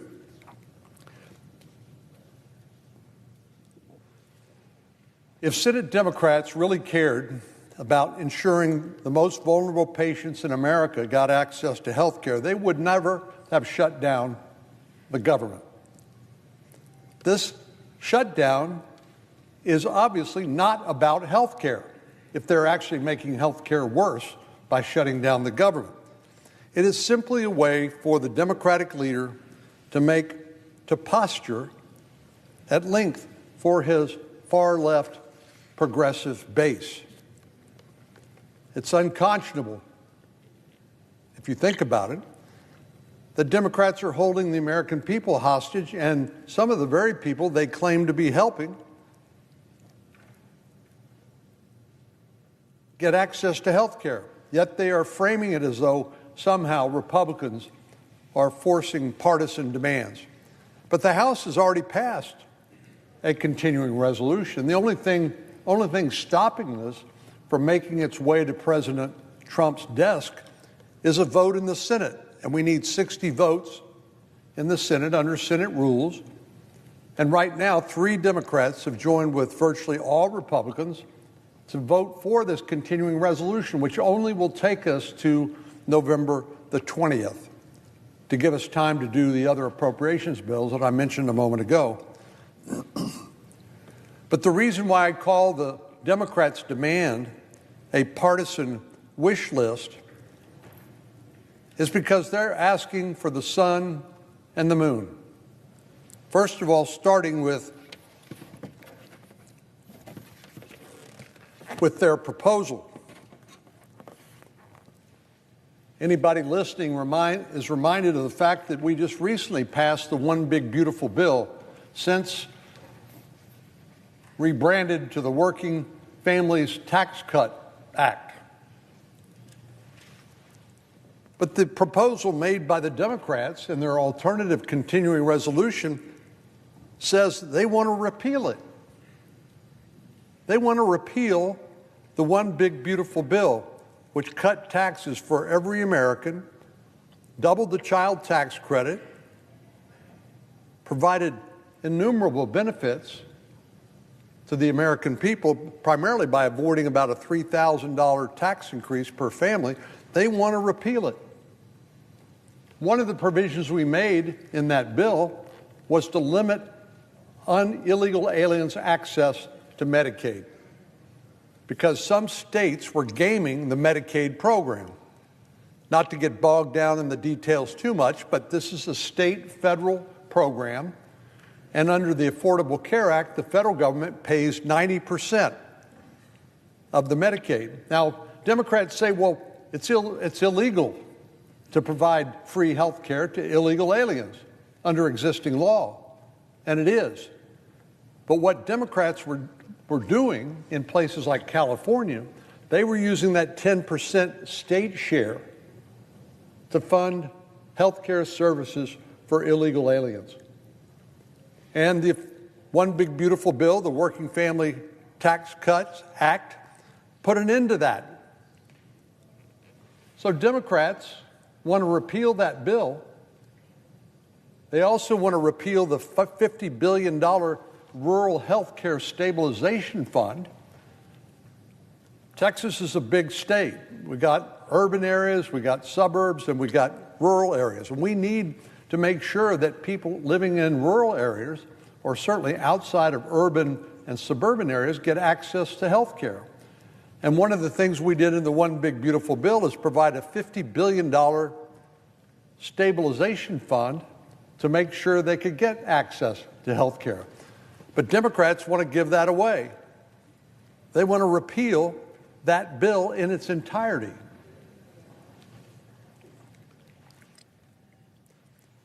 Well, I've heard Democrats on TV and on social media say, we don't want to provide free health care to illegal aliens. But again, this is the provision that they want to change. They want to repeal this provision, alien Medicaid eligibility, which limited the ability to game the Medicaid program, the state contribution to a state federal share program, to fund health care for illegal aliens. Now, we know that there's a lot of reasons why people come to the country, our country, illegally. Many are drawn because they want to work. We understand they want a better life. We understand that, but the right way to do that is through legal channels, not through illegal channels. But one of the magnets that draws people to come to the country is access to taxpayer-provided free benefits, like free health care. But the states like California that game the Medicaid system are the worst offenders when it comes to providing free access to health care using this Medicaid program. But this is a provision that Democrats now want to repeal. The prohibition we passed in the One Big Beautiful Bill, the Working Family Tax Cuts Act. What's more, Democrats are asking us to spend billions of dollars in new spending because they won't vote for a stopgap spending measure. So we know that the Affordable Care Act subsidies, in other words, Obamacare, is enormously expensive. I won't spend much time here talking about the false promises upon which Obamacare was sold. If you like your policy, you can keep it. If you like your doctor, you can keep your doctor. And actually, the claim that it will lower health care expenditures, none of that was true.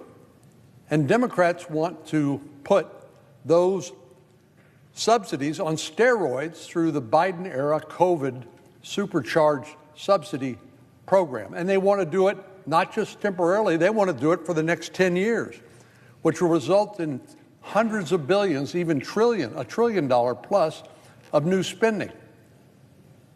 Now, one of the things that we did in the One Big Beautiful Bill was we passed $400 billion in deficit reduction. Why is that important? Because our country now owes roughly $37 trillion. We're $37 trillion in debt.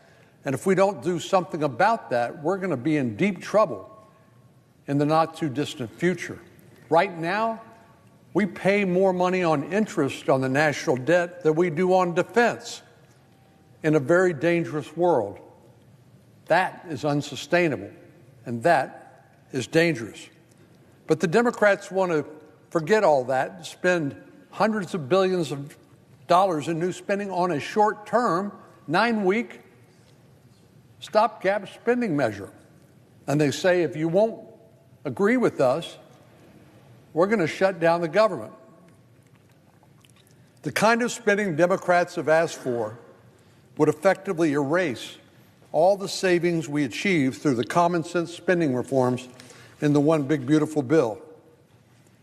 It is unconscionable that Senate Democrats are hurting the American people because they want more spending for their pet programs. And yet they're framing it as though Republicans are the ones forcing partisan demands. That's false. All we're asking them to do is to keep the government open and pass a short-term continuing resolution that's already been passed by the House of Representatives. The Democratic leader said 2 days ago on the floor, he said, Republicans have tried to stick us with a partisan CR that fails to protect American health care. 3 days ago, the vice chair of the Appropriations Bill said, instead of talking with us about addressing health care, Republicans decided to pass a partisan continuing resolution. Again, that's false. They said they don't want to fund illegal aliens. They said it's a partisan continuing resolution we insist on. Both of those are false. The continuing resolution proposed by Republicans has already passed the House of Representatives. It does not include partisan demands. If Democrats do not want to pass a clean continuing resolution, what are they proposing? Well, a partisan continuing resolution, and I've talked about some of the provisions. The alternative continuing resolution that Democrats are proposing would not only repeal the one big beautiful bill effectively, but they make other partisan demands on top of that. The Democratic CR would eliminate provisions of the one big beautiful bill that are critical to putting our fiscal condition back on track, as I mentioned a moment ago. In the Medicaid program, we tightened eligibility. We added work requirements for able-bodied adults. We required stricter eligibility reporting and ensured that illegal immigrants do not get free health care benefits. The One Big Beautiful Bill was a critical step toward ensuring that Medicaid is there for the people who truly need it, the elderly, children, the disabled, not able-bodied adults. Democrats have claimed over and over again they're not attempting to fund health care for illegal aliens, but as I've demonstrated, that's not true. Their proposed continuing resolution repeals the exact provisions of the One Big Beautiful Bill that prevented illegal aliens from receiving those benefits. Just for those who want to read it for themselves, this is Section 2141 of the Democrats' proposed continuing resolution. It strikes Section 71109 of the One Big Beautiful Bill. This is a provision that limits the eligibility requirement and federal payments to states that allow medical assistance for illegal aliens. Medicaid has always been intended to be a lifeline to the most vulnerable Americans when it comes to their health insurance. But over the last decades, it's become bloated with waste, fraud, and abuse. We cannot continue to serve the most vulnerable Americans for whom Medicaid was originally designed if we're going to be subsidizing other people like able-bodied adults who should be capable of contributing themselves. Further, extending these subsidies without reform will continue contributing to the ballooning costs of health care, now roughly 18% of our entire economy. This is the same problem we've had with ballooning costs in higher education. The more the government subsidizes, the more bloated that industry becomes, and consequently, the providers raise prices and those services become less affordable to ordinary middle-class Americans who would not otherwise rely on government benefits. The Republican reforms to Medicaid in the One Big Beautiful Bill put the most vulnerable Americans first. But Democrats have refused to vote for a clean continuing resolution and instead demanded that Republicans repeal these monumental reforms before allowing the lights to stay on. Democrats are also demanding to extend the Enhanced Affordable Care Act subsidies, which is really Obamacare on steroids, which don't even expire until the end of this year. We will get to that, believe me, before the end of the year. But to hold this short-term stopgap spending bill hostage is really unconscionable.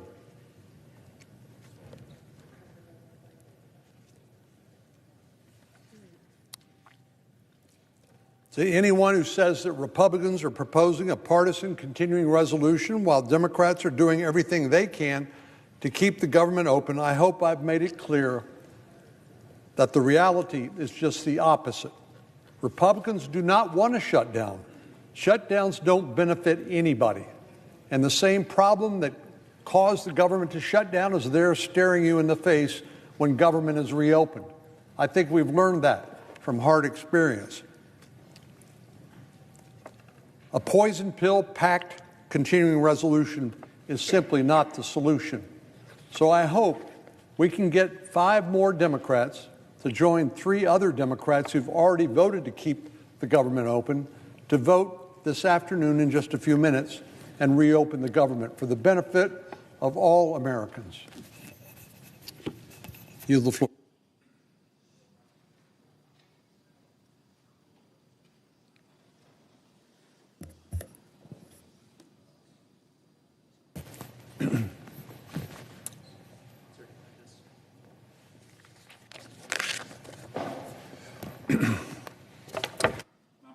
Senator from Alaska. Madam President, I ask unanimous consent to speak up to 10 minutes prior to the scheduled roll call vote. Without objection. Madam President, I'm here on the floor today to ask for unanimous consent to pass a very important resolution that I try to move forward every year. It's my Choose Respect Day resolution. I want to thank Senator Schiff for being my lead co-sponsor on the other side of the aisle. And it's to kick off also Domestic Violence Awareness Month. Now, Madam President, as a former AG, like myself, this is really important to me, my state. I come down on the floor a lot to brag about the great state of Alaska in so many different areas. But this is one area where I don't like to brag about Alaska because there's not much to brag about. We have some of the highest rates of domestic violence, of sexual assault of any place in the country.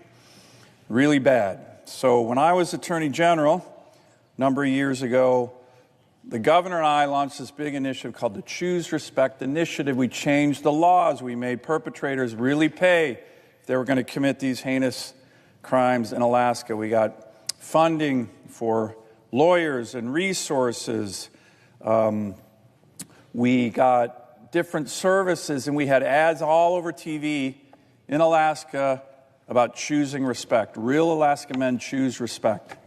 They don't commit these heinous acts. They don't hit their girlfriend. They don't do any of that kind of horrible stuff. And started to work in my state, Madam President, to change the culture, which wasn't a good culture up in Alaska.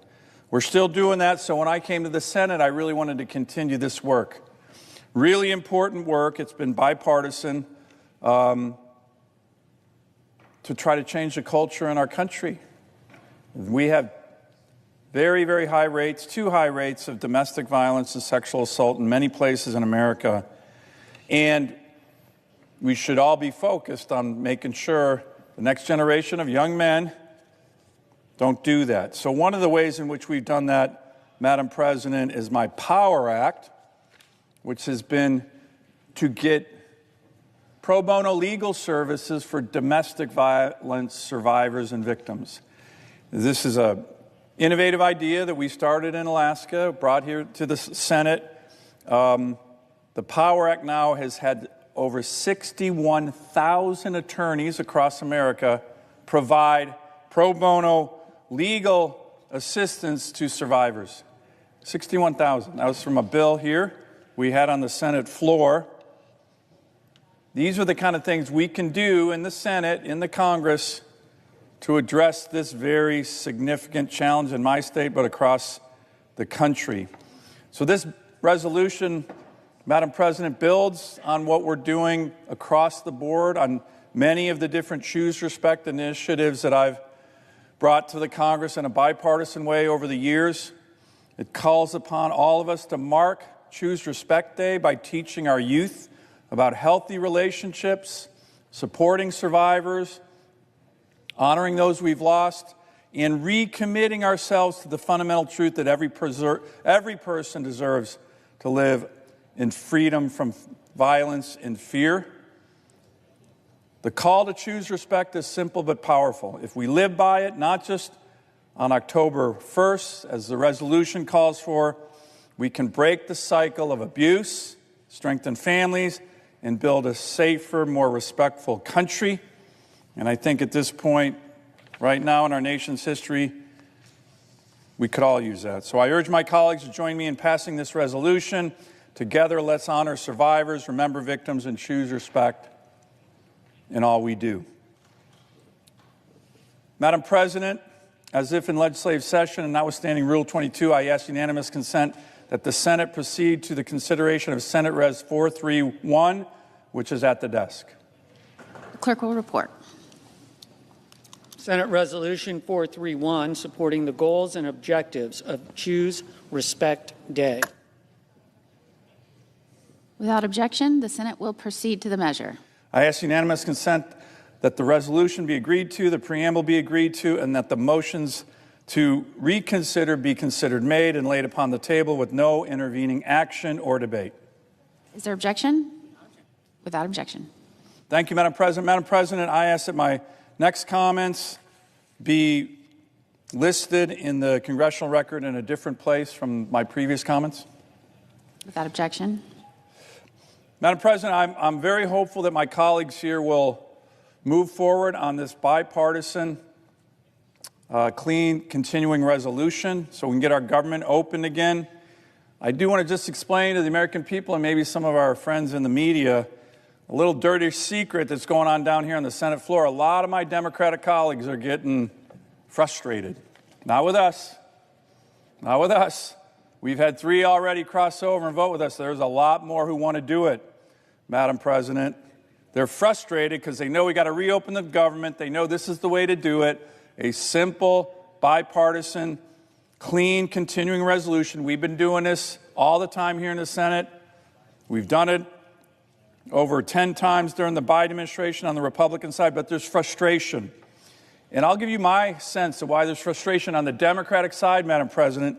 Usually in this place, when you run for leader, Democrat leader, Republican leader, and you're in leadership, there's kind of a unwritten rule that the leader will protect the broader membership and broader members. On votes and different things, that's kind of what leadership is about. This is the first time I've seen in my entire time here in the U.S. Senate where on the Democrat side, the broader membership seems to be protecting just the leader. We all know why.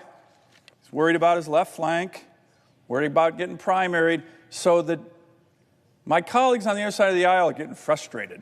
Not with us. They know this is the right way to do it. They're getting frustrated because they think they're having to protect their leader, which isn't the way it works, it's supposed to work here. The minority leader previously called blocking a clean bipartisan CR to get bigger demands from their side, quote, political idiocy. Well, Madam President, what we're viewing right now is a lot of political idiocy coming from the other side, and my colleagues on the Democratic side are really starting to get frustrated. Not with us, but with their own leader. So I'm hoping on this vote in the next hour or so, for the American people, for the institution of the U.S. Senate, we have a couple more Democrat senators who have the courage to break with the political idiocy that we're seeing right now on their side. Vote with us, reopen the government. They know it's the right thing to do. I hope that happens. I yield the floor.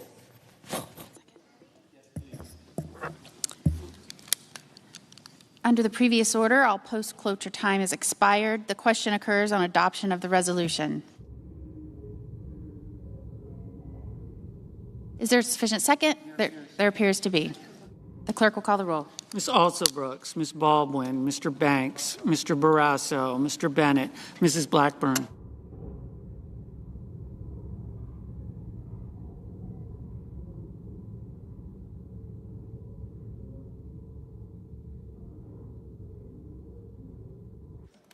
Mr. Blumenthal.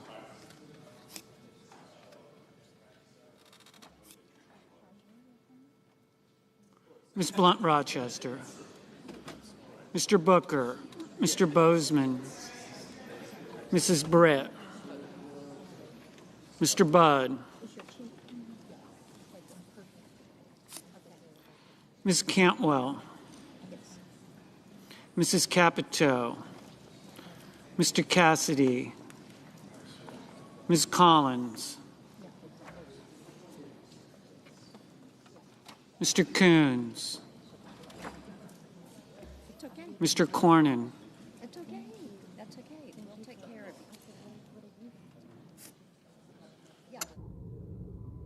Ms. Cortez Masto, Mr. Cotton,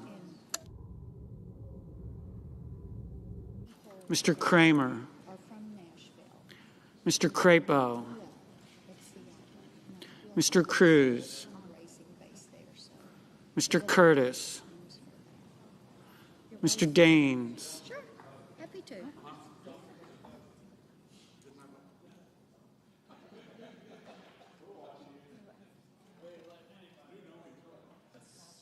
Ms. Duckworth, Mr. Durbin, Ms. Ernst, Mr. Fetterman,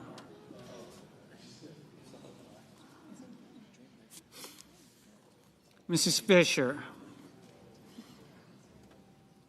Mr. Gallego, Mrs. Gillibrand, Mr. Graham,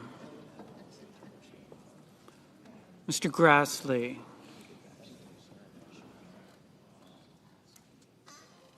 Mr. Haggerty, Ms. Hassan, Mr. Hawley, Mr. Heinrich,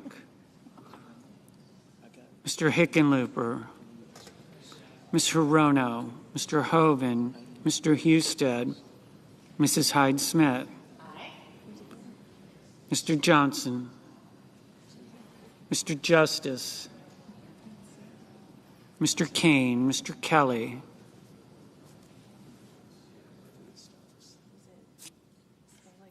Mr. Kennedy,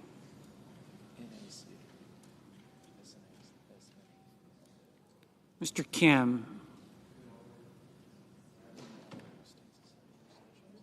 Mr. King, Ms. Klobuchar, Mr. Langford, Mr. Lee, Mr. Lujan, Ms. Lummis, Mr. Markey,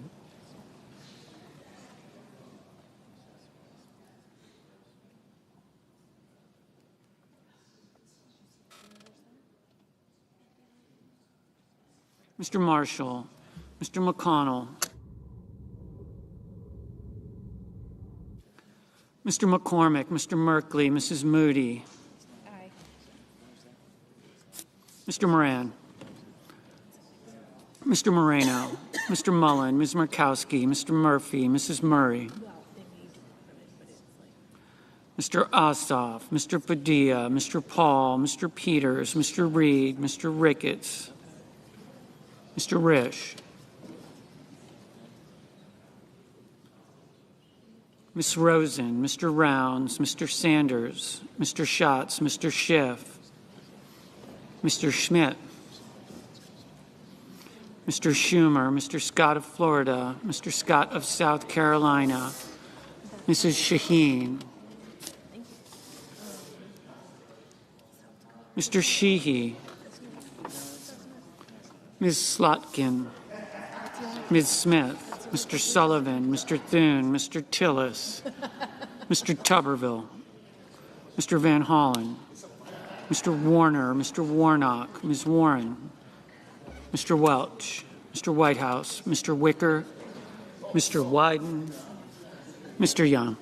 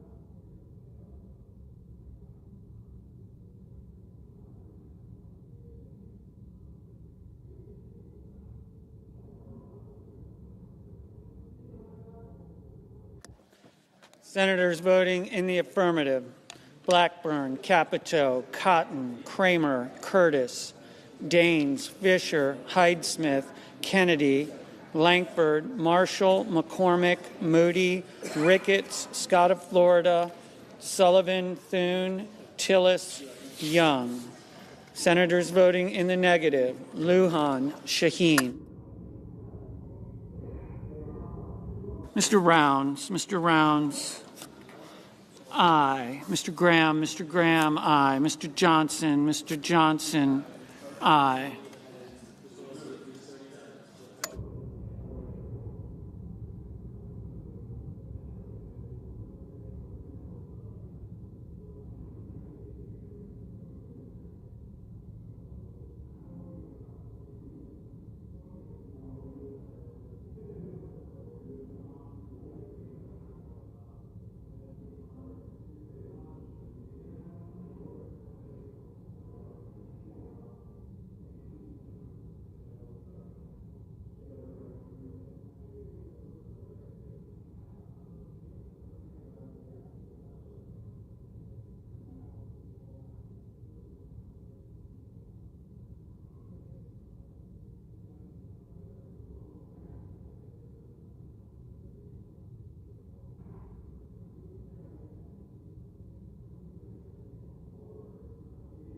Mr.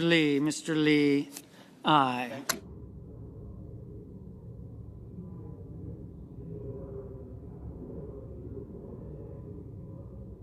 Mr. Grassley, aye.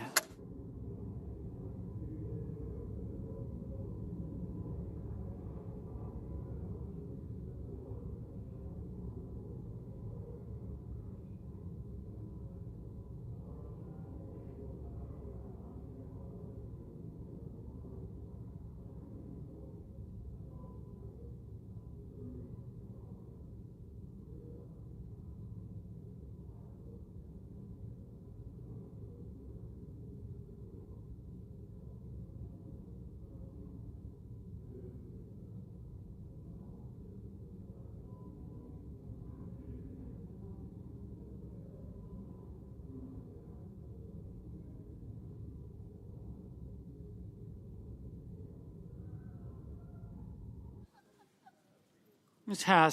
Hassan, no.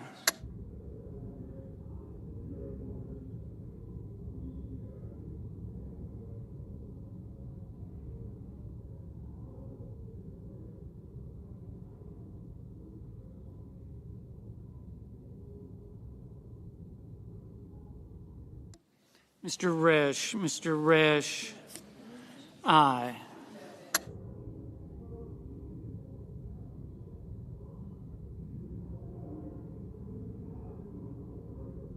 Ms. Collins, aye.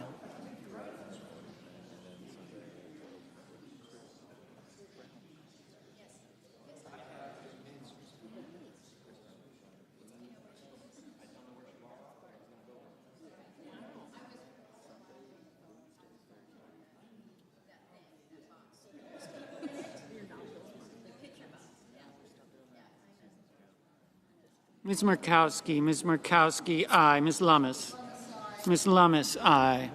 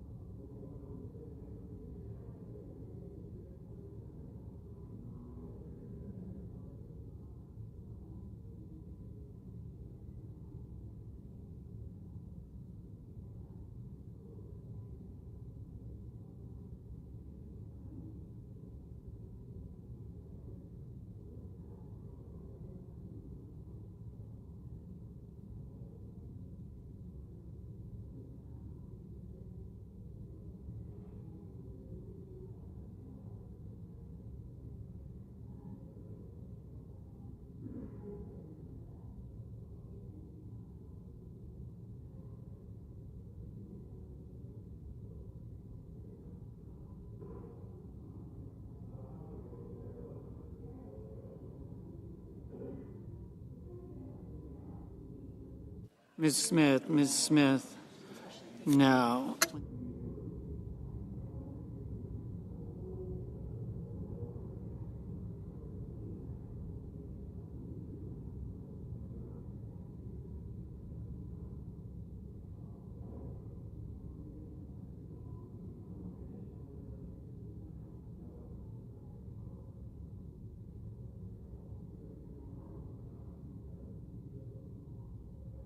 Mr. Whitehouse, no.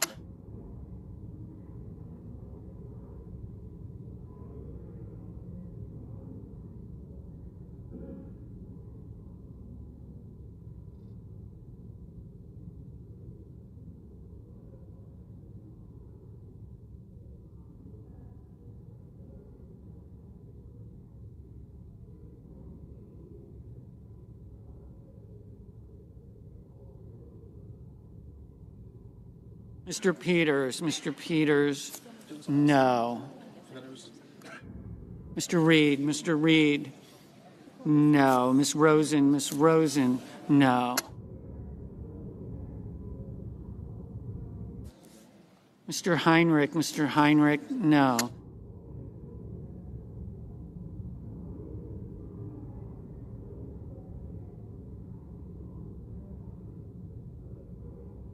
Mr. Schiff, no.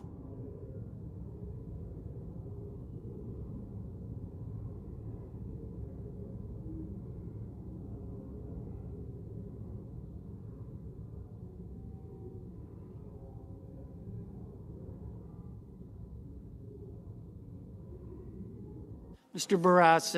Barrasso, aye.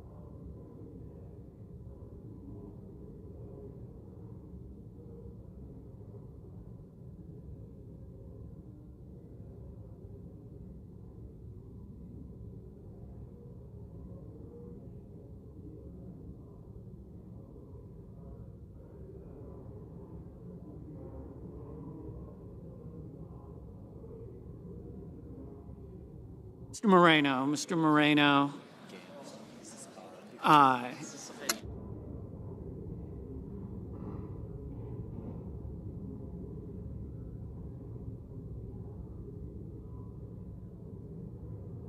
Mr. Kelly, no.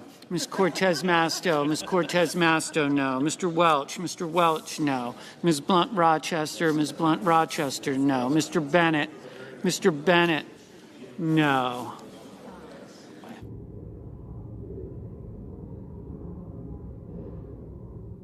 Mr. Hickenlooper, no. Mr. Sanders, no. Ms. Also Brooks, no. Mr. Kane, no. Mr. Blumenthal, no.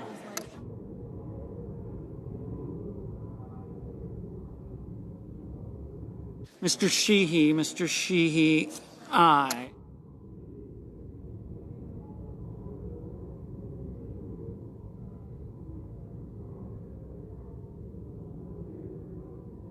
Mr. Warner, no.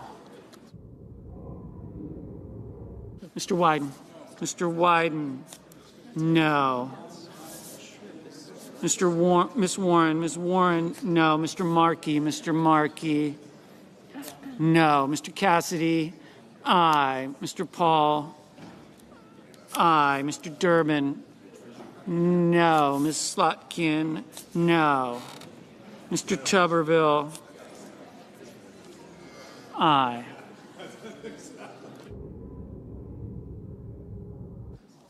Mr. King. Mr. King, no. Mr. Murphy. Mr. Murphy, no.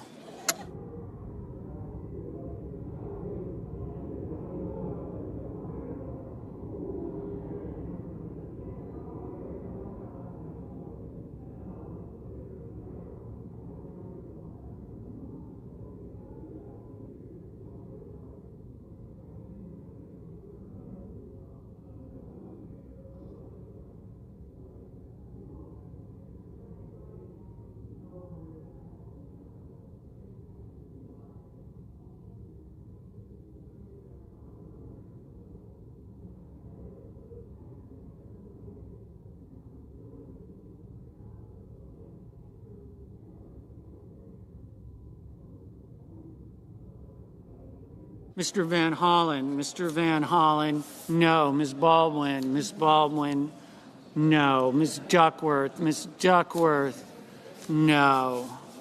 Mr. Schatz, no.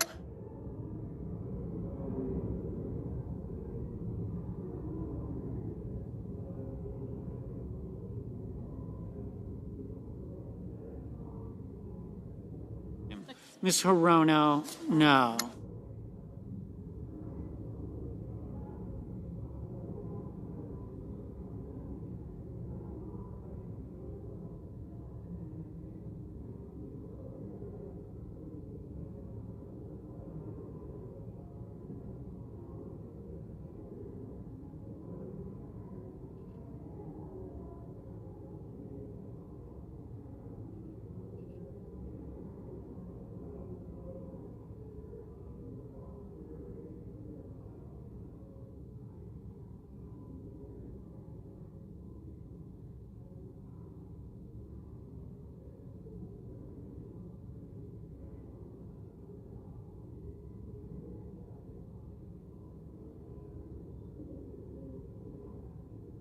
Ms. Ernst. Ms. Ernst, aye.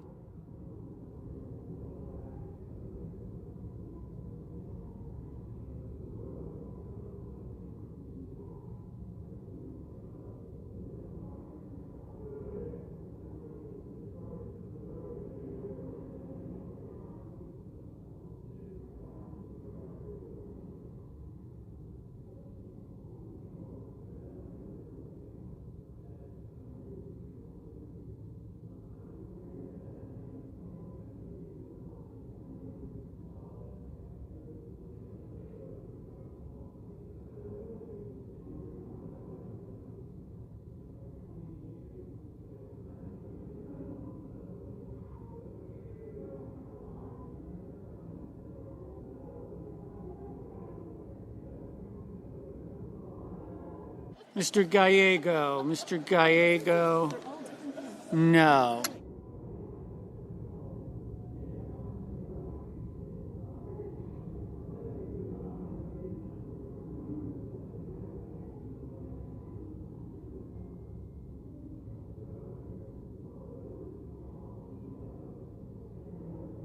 Mr. Ossoff. Mr. Ossoff, no.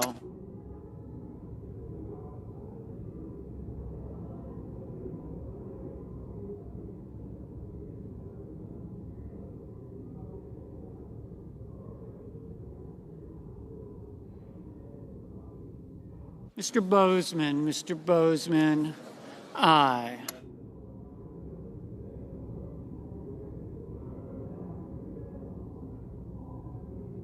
Mr. McConnell. Mr. McConnell, aye.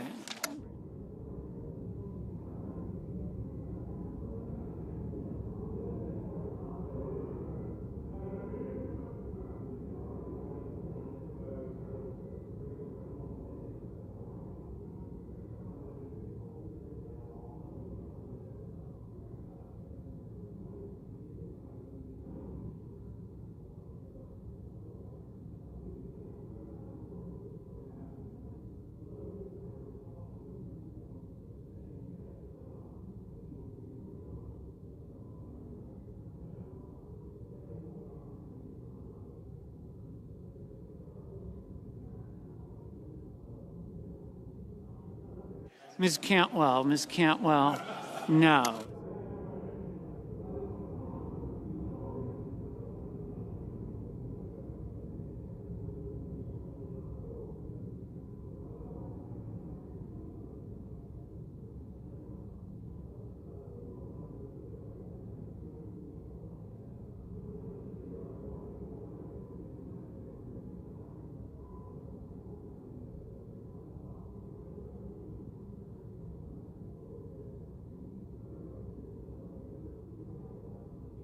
Mr. Crapo, aye.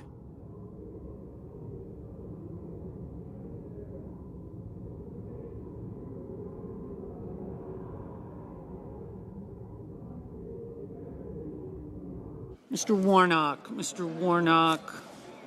no.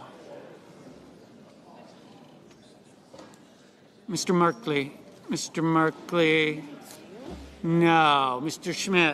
Schmidt, aye.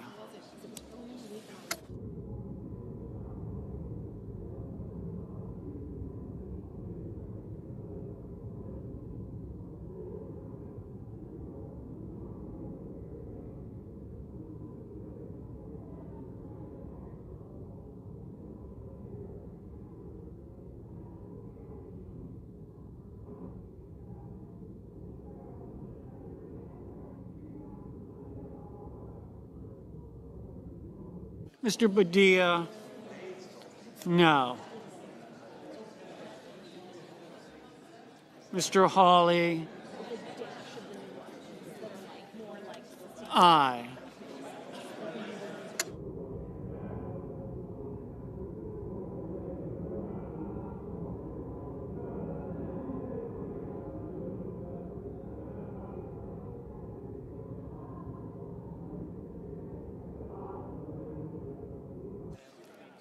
Mr. Wicker, aye.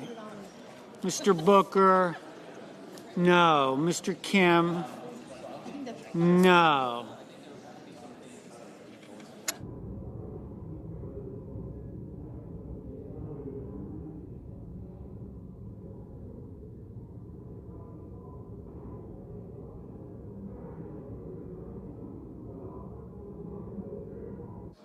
Mrs. Murray, no.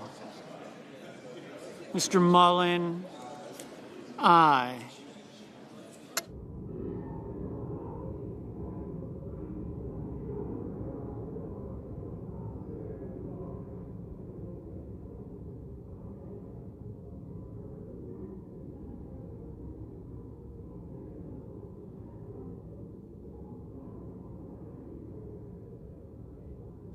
Mr.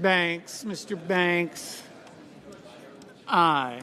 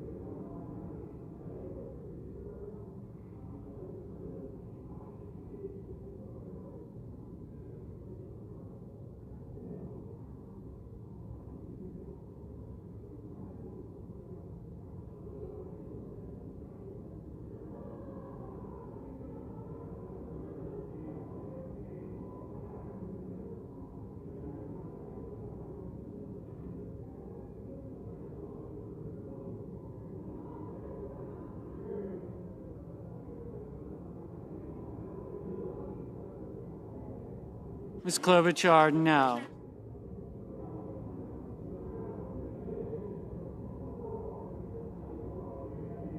Mr. Schumer, no.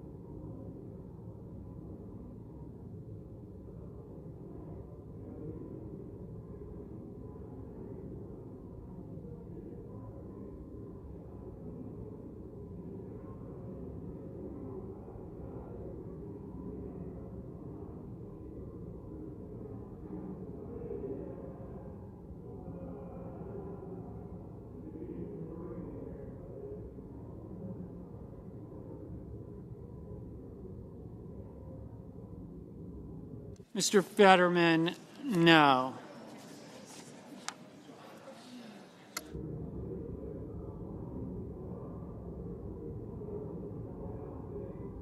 Mrs. Brett, aye.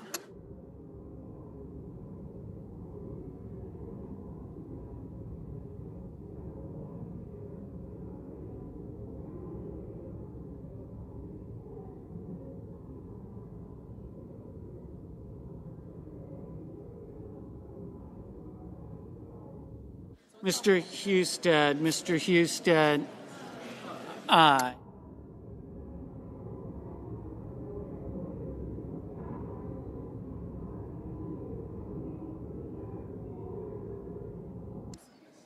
Mr.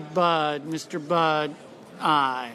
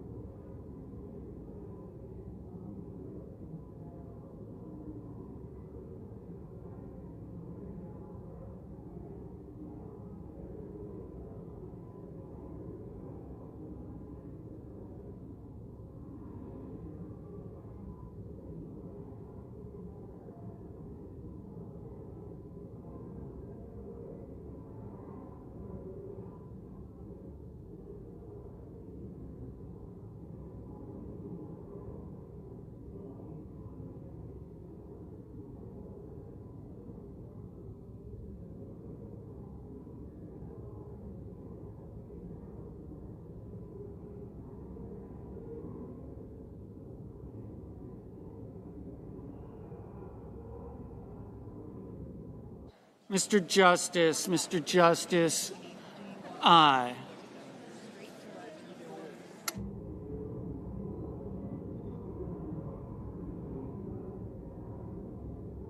Mrs.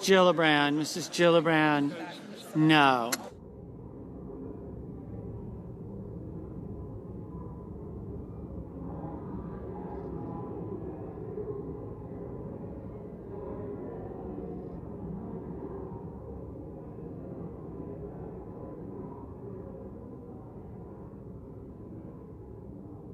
Mr.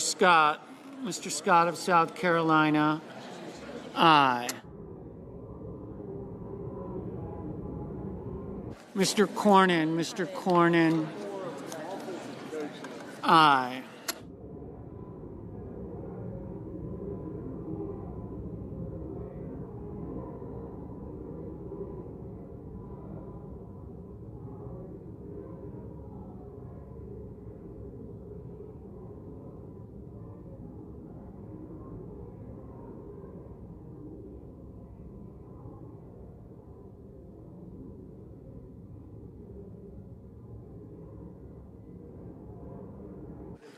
Mr. Haggerty, aye.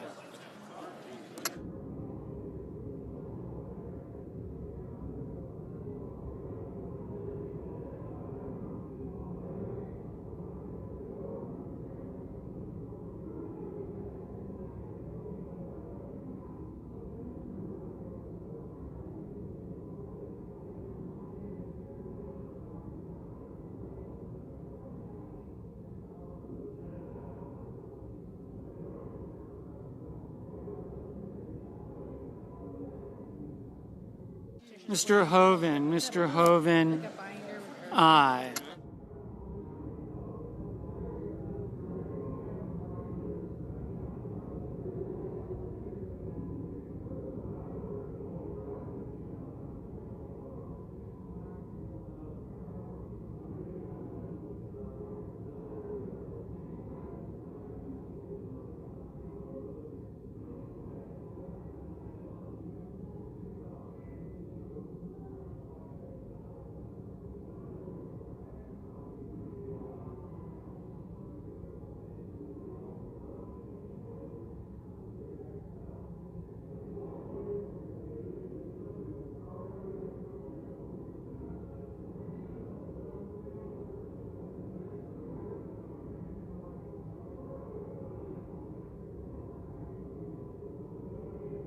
The yeas are 51, the nays are 46. The resolution is agreed to.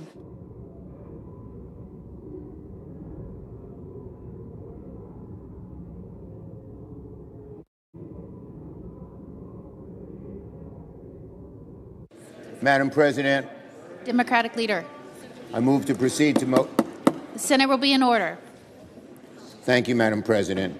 I move to proceed to the motion to reconsider the vote on the motion to invoke cloture on the motion to proceed to S-2882. The question is on the motion. All those in favor say aye. Aye. All opposed, no. The ayes appear to have it. The ayes do have it. The motion is agreed to. I move to reconsider the vote on the motion to invoke cloture on the motion to proceed to S-2882.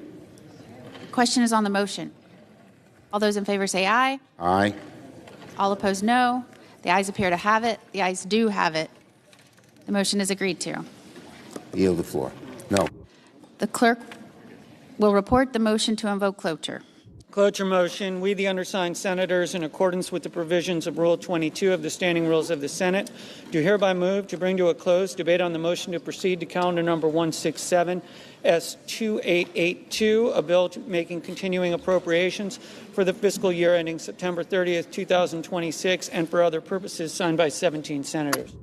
Under the previous order, the mandatory quorum call under Rule 22 has been waived. The question is it the sense of the Senate that debate on the motion to proceed to S-2882, a bill making continuing appropriations for the fiscal year ending September 30th, 2026, and for other purposes shall be brought to a close upon reconsideration?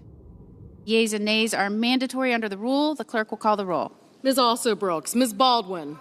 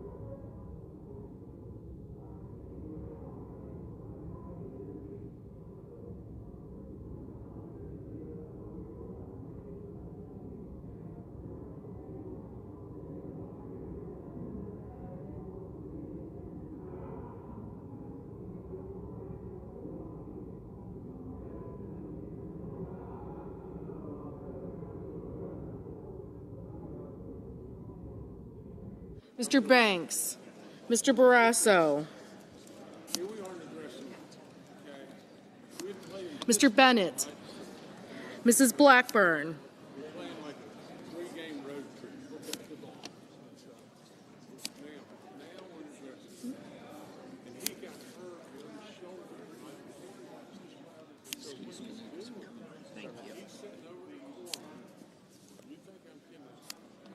Mr. Blumenthal, Ms. Blunt-Rochester, Mr. Booker, Mr. Bozeman,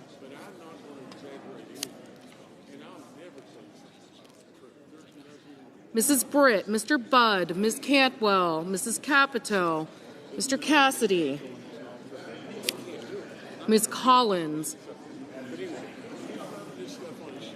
Mr. Coons, Mr. Cornyn,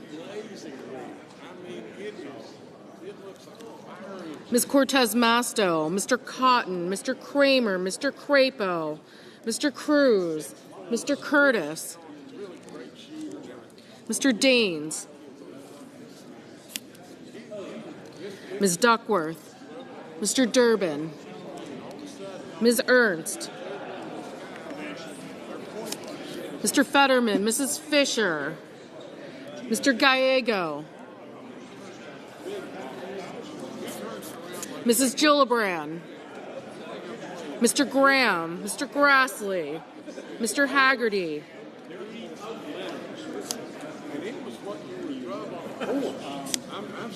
Ms. Hassan,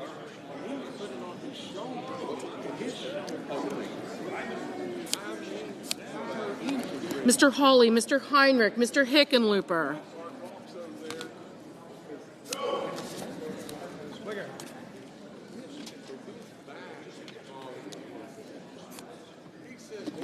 Ms. Hirono. Mr. Hoven. Mr. Husted. Mrs. Hyde-Smith. Mr. Give me another shot at that, Rick. And he gives it.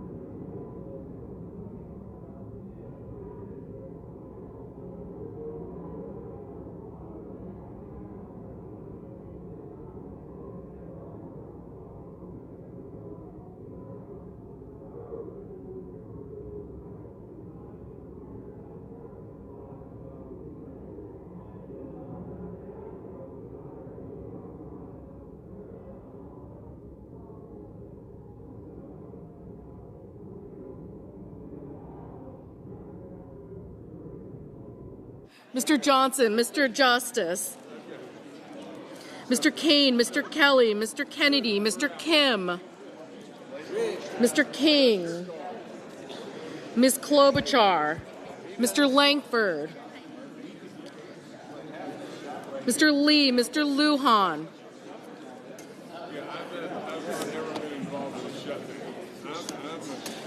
Ms. Lummis, Mr. Markey, Mr. Marshall, Mr. McConnell, Mr. McCormick,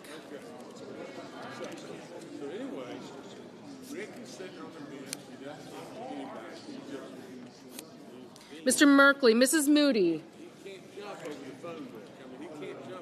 Mr. Moran, Mr. Marino, Mr. Mullen, Ms. Murkowski,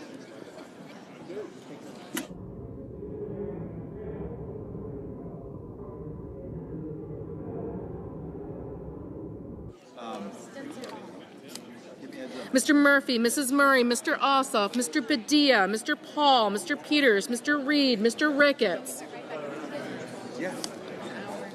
Mr. Risch, Ms. Rosen, Mr. Rounds, Mr. Sanders, Mr. Schatz,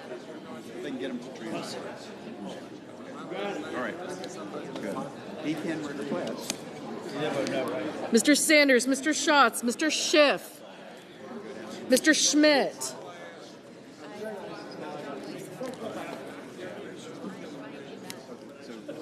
Mr. Schumer,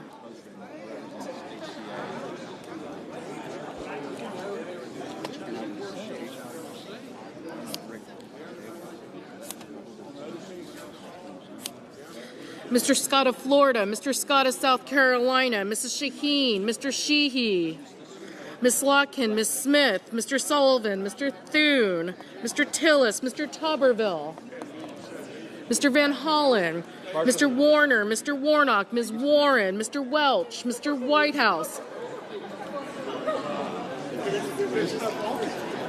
Mr. Wicker, Mr. Wyden, Mr. Young,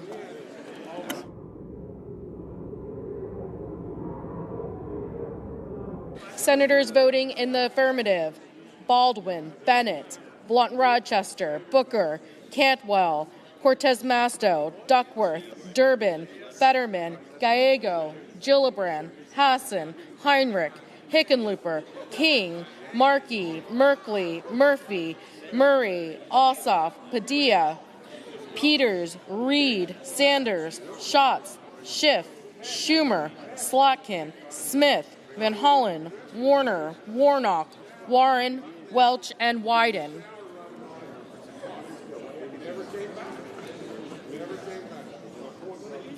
Senators voting in the negative: Barrasso, Britt, Budd, Capito, Cornyn, Cotton, Kramer, Crapo, Cruz, Daines, Ernst, Fisher, Graham, Haggerty, Hawley, Hoven, Husted, Hyde-Smith, Johnson, Justice, Langford, Lummis, Marshall, McCormick, Moody, Marino, Paul, Rounds, Scott of Florida, Scott of South Carolina, Sheehy, Sullivan, Thune, Tillis, and Wicker.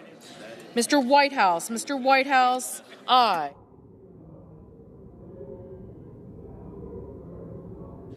Ms. Collins, no.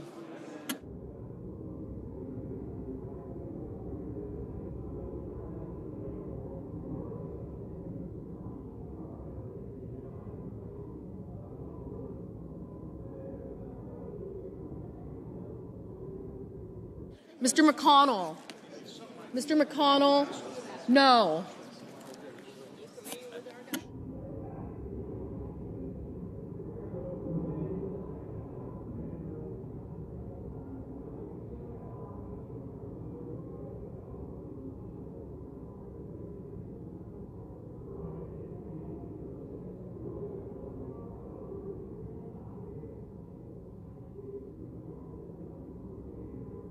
Mr. Markey. Ms. Also Brooks, aye.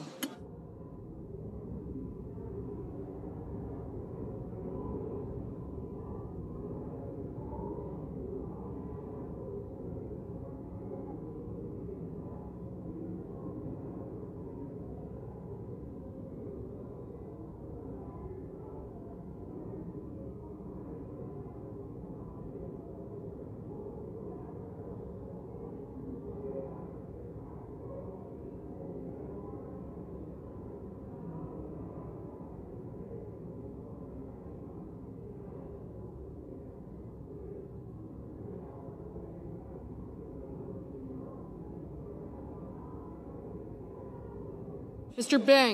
Banks, no.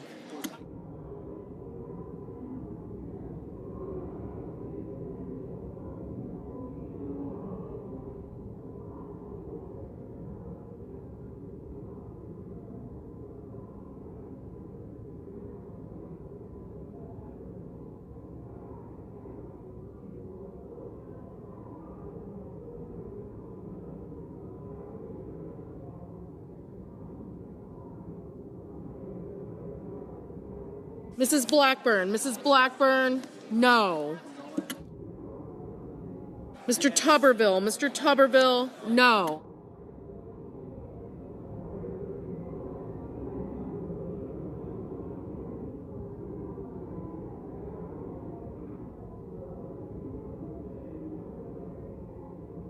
Mr. Blumenthal, aye.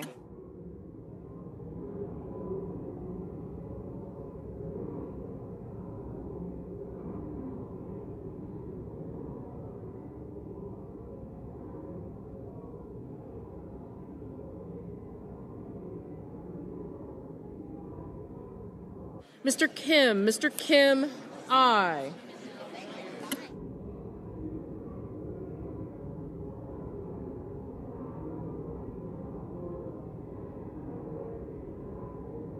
Mrs. Shaheen, aye. Ms. Rosen, aye. Mr. Kane, aye. Ms. Murkowski, no.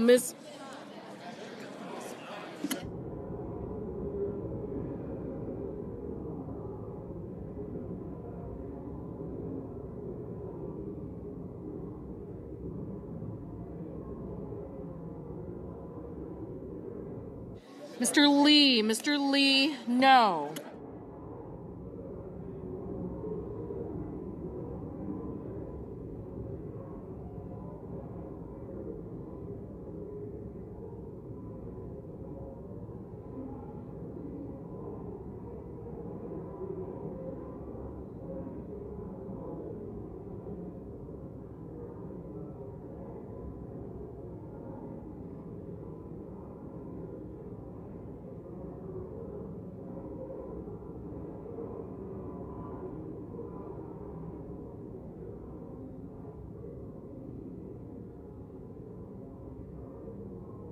Ms. Hirono, aye.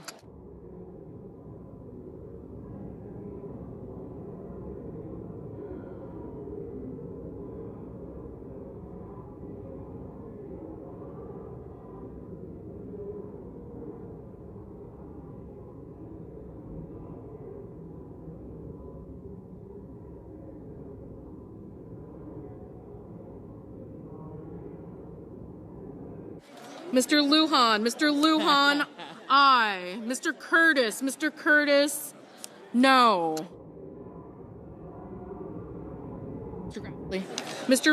Mr. Risch, no. Mr. Grassley, no.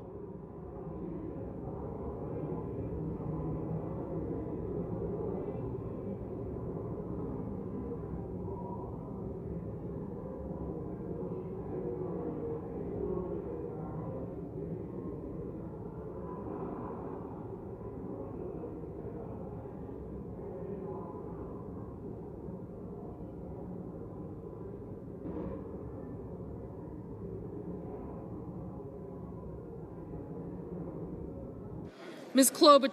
Klobuchar, aye.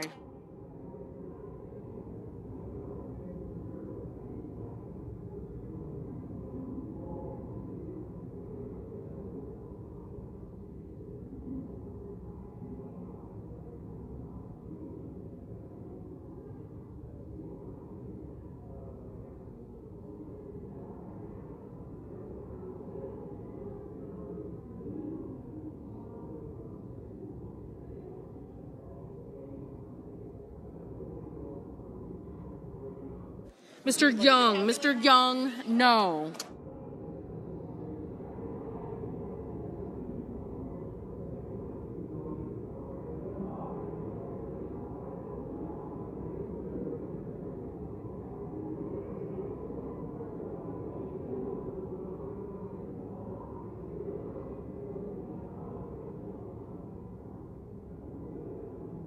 Mr. Bozeman, no.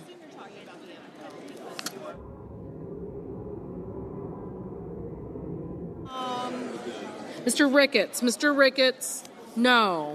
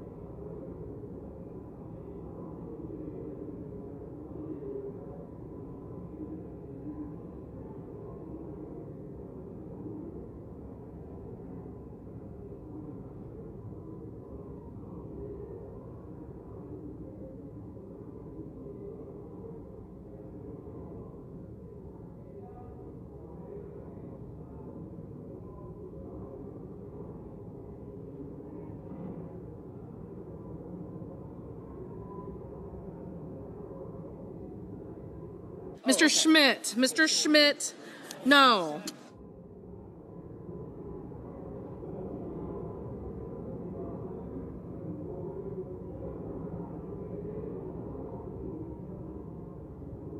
Mr. Kelly, aye.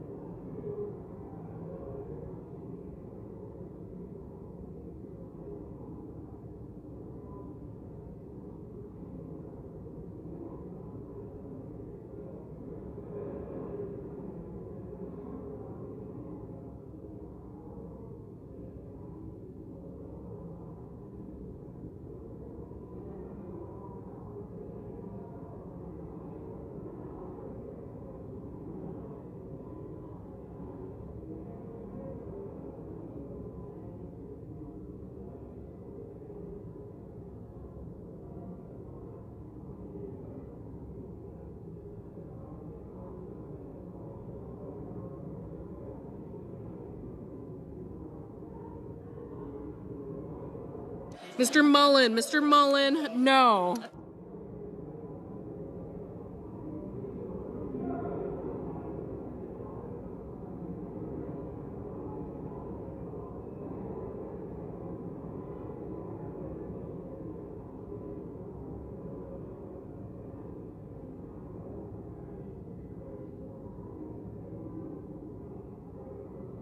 Mr. Cassidy, no.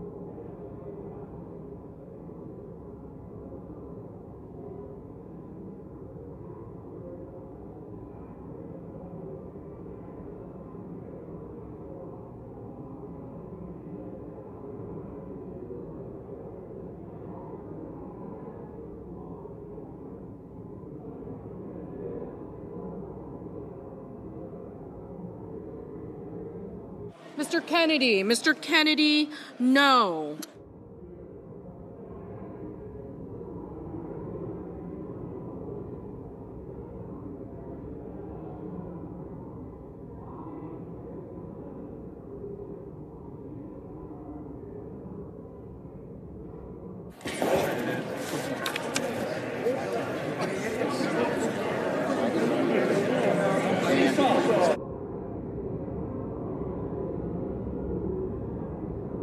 On this vote, the yeas are 46, the nays are 52. 3/5 of the senators duly chosen and sworn not having voted in the affirmative. The motion upon reconsideration is not agreed to. Madam President, Majority Leader. I move to proceed to the motion to reconsider the cloture vote on the motion to proceed to H.R. 5371. Question is on the motion. All in favor say aye. Those opposed, no. The ayes appear to have it. The ayes do have it. The motion is agreed to. Madam President, I move to reconsider the cloture vote on the motion to proceed to H.R. 5371. Question is on the motion. All in favor say aye. All opposed, no. The ayes appear to have it. The ayes do have it. The motion is agreed to. Under the previous order, the clerk will report the motion. To invoke. Cloture motion. We, the undersigned senators, in accordance with the provisions of Rule 22 of the Standing Rules of the Senate, do hereby move to bring to a closed debate on the motion to proceed to Calendar 168, H.R. 5371, an act making continuing appropriations and so forth and for other purposes, signed by 17 senators. Under the previous order, the mandatory quorum call under Rule 22 has been waived. The question is it the sense of the Senate that debate on the motion to proceed to H.R. 5371, an act making continuing appropriations and extensions for fiscal year 2026 and for other purposes shall be brought to a close upon reconsideration? The yeas and nays are mandatory under the rule. The clerk will call the roll. Ms. Alsobrooks, Ms. Baldwin. Okay, you guys can go. No. I'm a no. You're a no, thank you. Bennett. You got Bennett. I did get you, thank you. Thank you, I got you. Ms. Cantwell. Oh, no, I'm yes. Okay, Scott.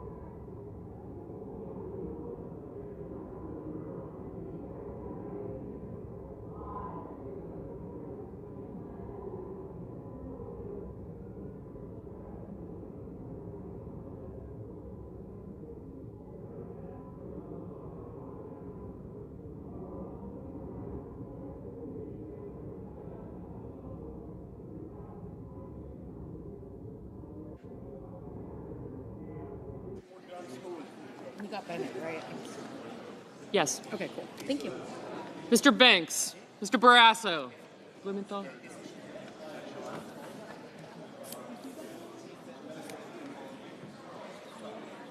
Mr. Bennett. Mrs. Blackburn. Mr. Blumenthal. Ms. Blunt-Rochester. Mr. Booker. Mr. Bozeman. Mrs. Britt. Mr. Budd.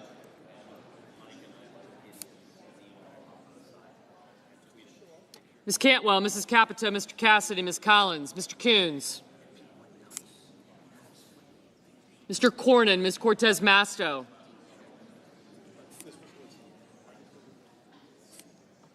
Thank you. Mr. Cotton.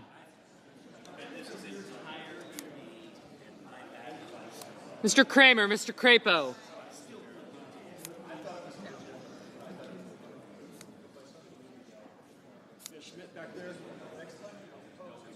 Got it. Yep. Marshall. Thank you. Mr. Cruz, Mr. Curtis, Mr. Daines. Ms. Duckworth. Mr. Durbin, Ms. Ernst, Mr. Fetterman, Mrs. Fisher. Mr. Gallego, Mrs. Gillibrand, Mr. Graham, Mr. Grassley, Mr. Haggerty, Ms. Hassan, Mr. Hawley, Mr. Heinrich, Mr. Hickenlooper, Ms. Hirono, Mr. Hoven, Mr. Husted, Mrs. Height-Smith, Mr. Johnson, Mr. Justice, Mr. Kane, Mr. Kelly, Mr. Kennedy, Mr. Kim, Mr. King, Ms. Klobuchar, Mr. Lankford, Mr. Lee, Mr. Lujan, Ms. Lummis, Mr. Markey, Mr. Marshall, Mr. McConnell, Mr. McCormick, Mr. Merkley, Mrs. Moody, Mr. Moran, Mr. Marino, Mr. Mullen, Ms. Murkowski, Mr. Murphy, Mrs. Murray, Mr. Ossoff, Mr. Padilla, Mr. Paul, Mr. Peters.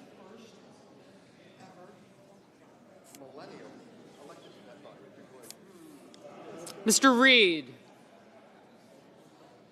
Mr. Ricketts. Mr. Risch, Ms. Rosen, Mr. Rounds.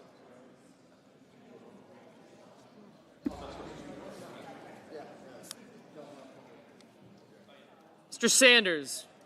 Thank you. Mr. Schatz.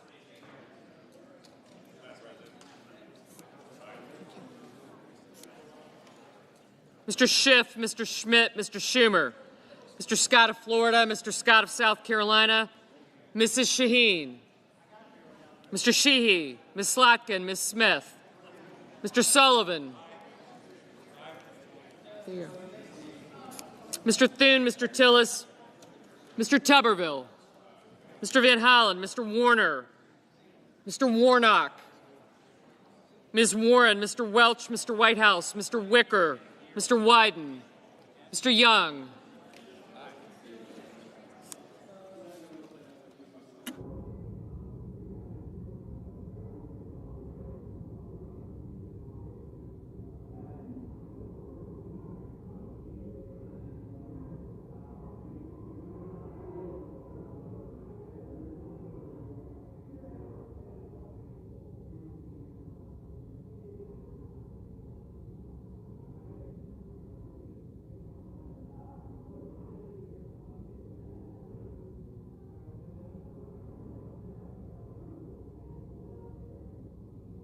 Senators voting in the affirmative: Banks, Barrasso, Blackburn, Bozeman, Britt, Budd, Capito, Cassidy, Collins, Cornyn, Cortez Masto, Cotton, Kramer, Crapo, Cruz, Curtis, Daines, Ernst, Fisher, Graham, Grassley, Haggerty, Hawley, Husted, Hyde-Smith, Johnson, Justice, Kennedy, King, Lankford, Lee, Lummis, Marshall, McConnell, Moody, Marino, Mullen, Murkowski, Ricketts, Risch, Rounds, Schmidt, Scott of Florida, Scott of South Carolina, Sheehy, Sullivan, Thune, Tillis, Tuberville, Wicker,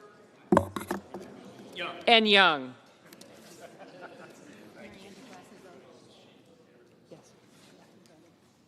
Senators voting in the negative: Alser-Brooks, Baldwin, Bennett, Blumenthal, Blunt-Rochester, Cantwell, Durbin, Hassan, Kane, Kelly, Klobuchar, Merkley, Murray, Padilla, Paul, Peters, Reed, Rosen, Sanders, Schiff, Schumer, Slotkin, Smith, Van Hollen, Warner, Warren, Welch, Whitehouse, and Wyden. Mr. Ossoff. Mr. Ossoff, no.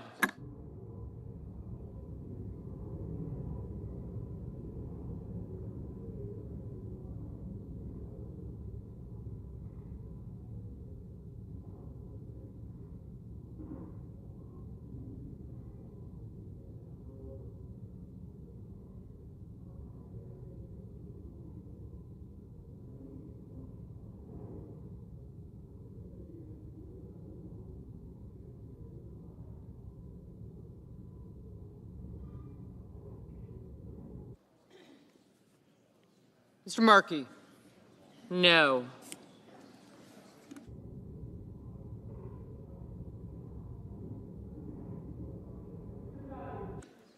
Mr. Fetterman, aye.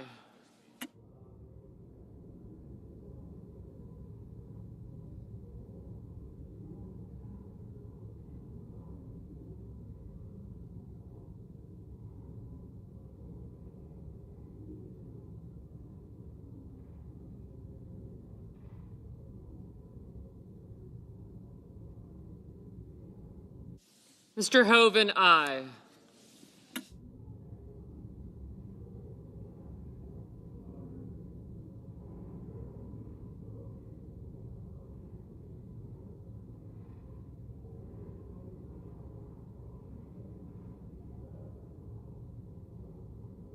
Mr. Gallego, no.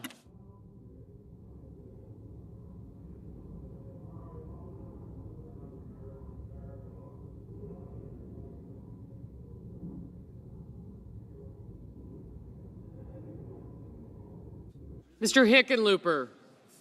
No. Ms. Hirono? No.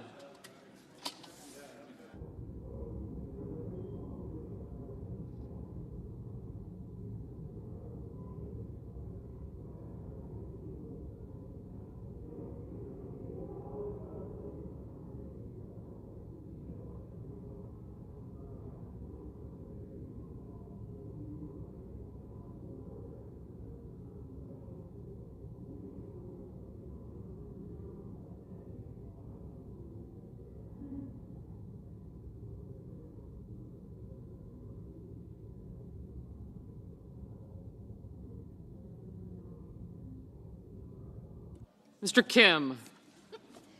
No.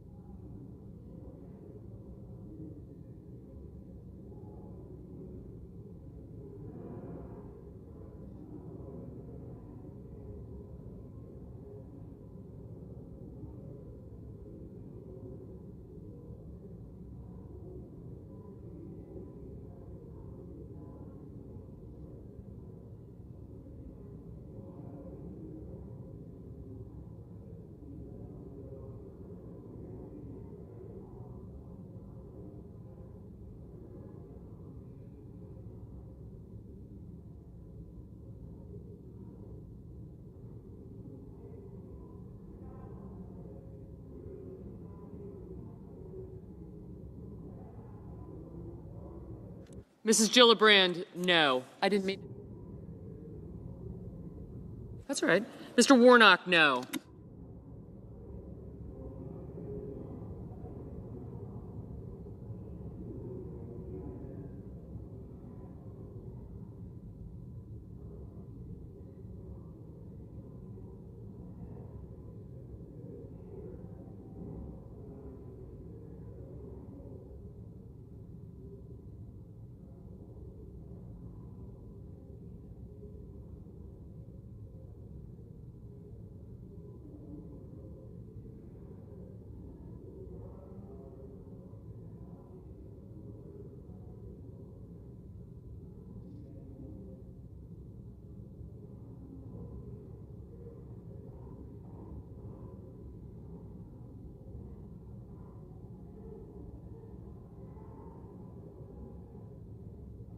Ms. Duckworth?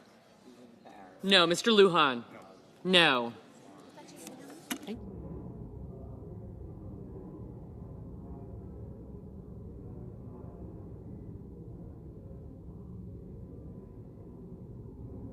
Mr. McCormick? Aye.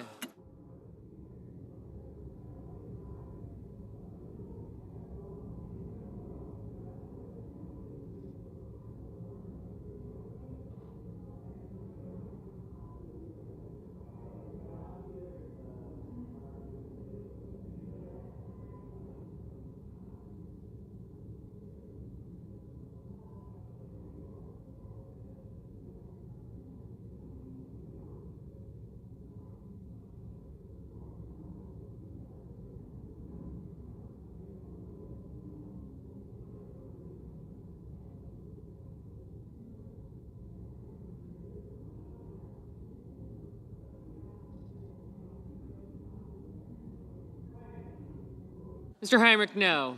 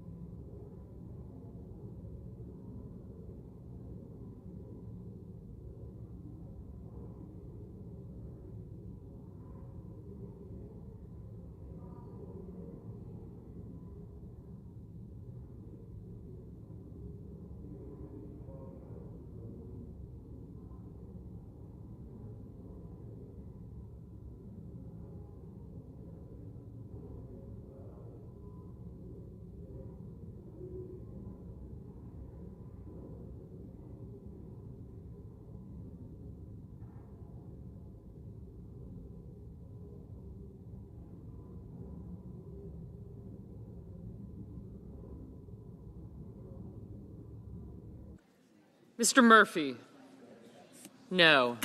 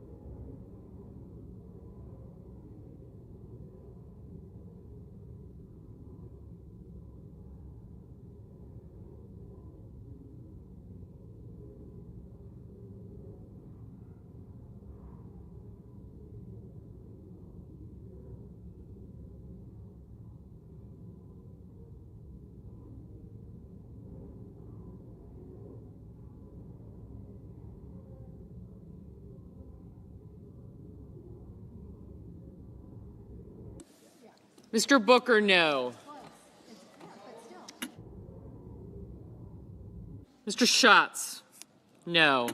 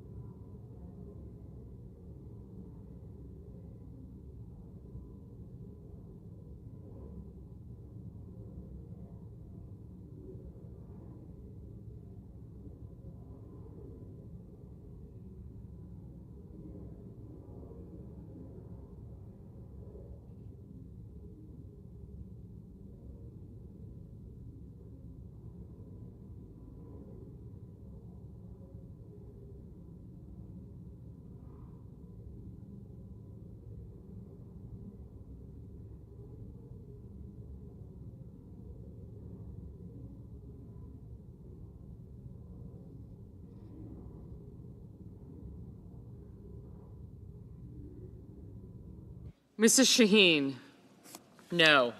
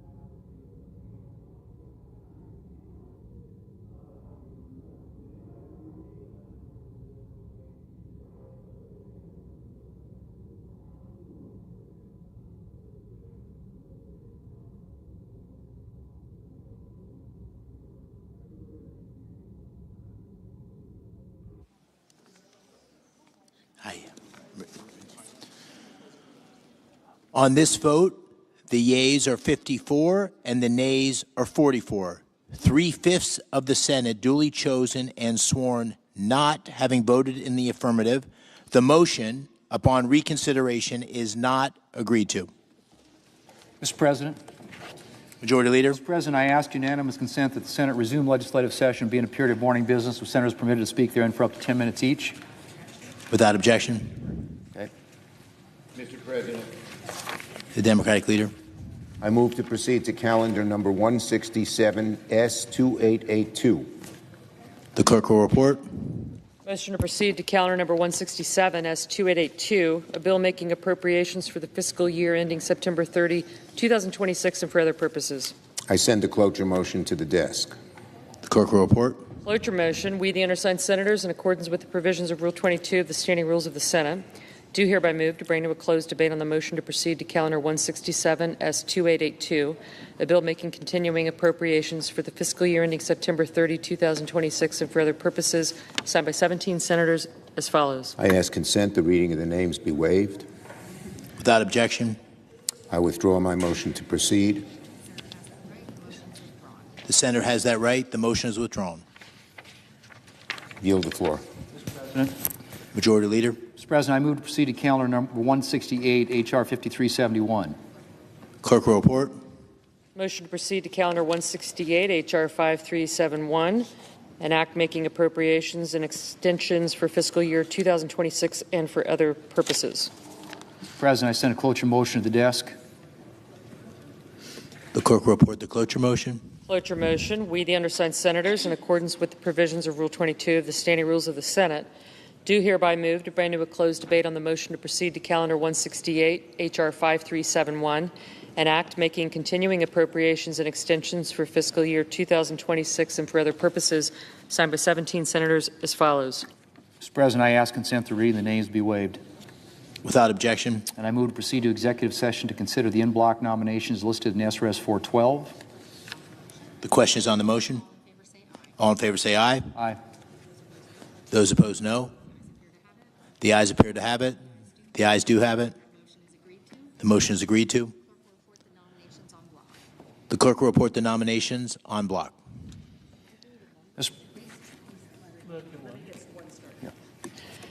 Nominations, calendar number 62, Paul Atkins of Virginia to be a member of the Securities and Exchange Commission. Mr. President, I ask unanimous consent that the names be considered read. Without objection. And I send a cloture motion to the desk.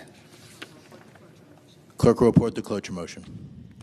Cloture motion. We, the undersigned senators, in accordance with the provisions of Rule 22 of the Standing Rules of the Senate and the provisions of SRES 412 from the 119th Congress, do hereby move to bring to a close debate on executive calendar numbers 62, 86, 92, 126, 127, 128, 143, 155, 158. Mr. President, I ask consent that the reading of the names be waived. Without objection. Signed by 17 senators as follows. And I ask consent that the reading of the names be waived. Without objection. Mr. President, I ask unanimous consent that the Senate resume legislative session. Without objection. Thank you, Mr. President.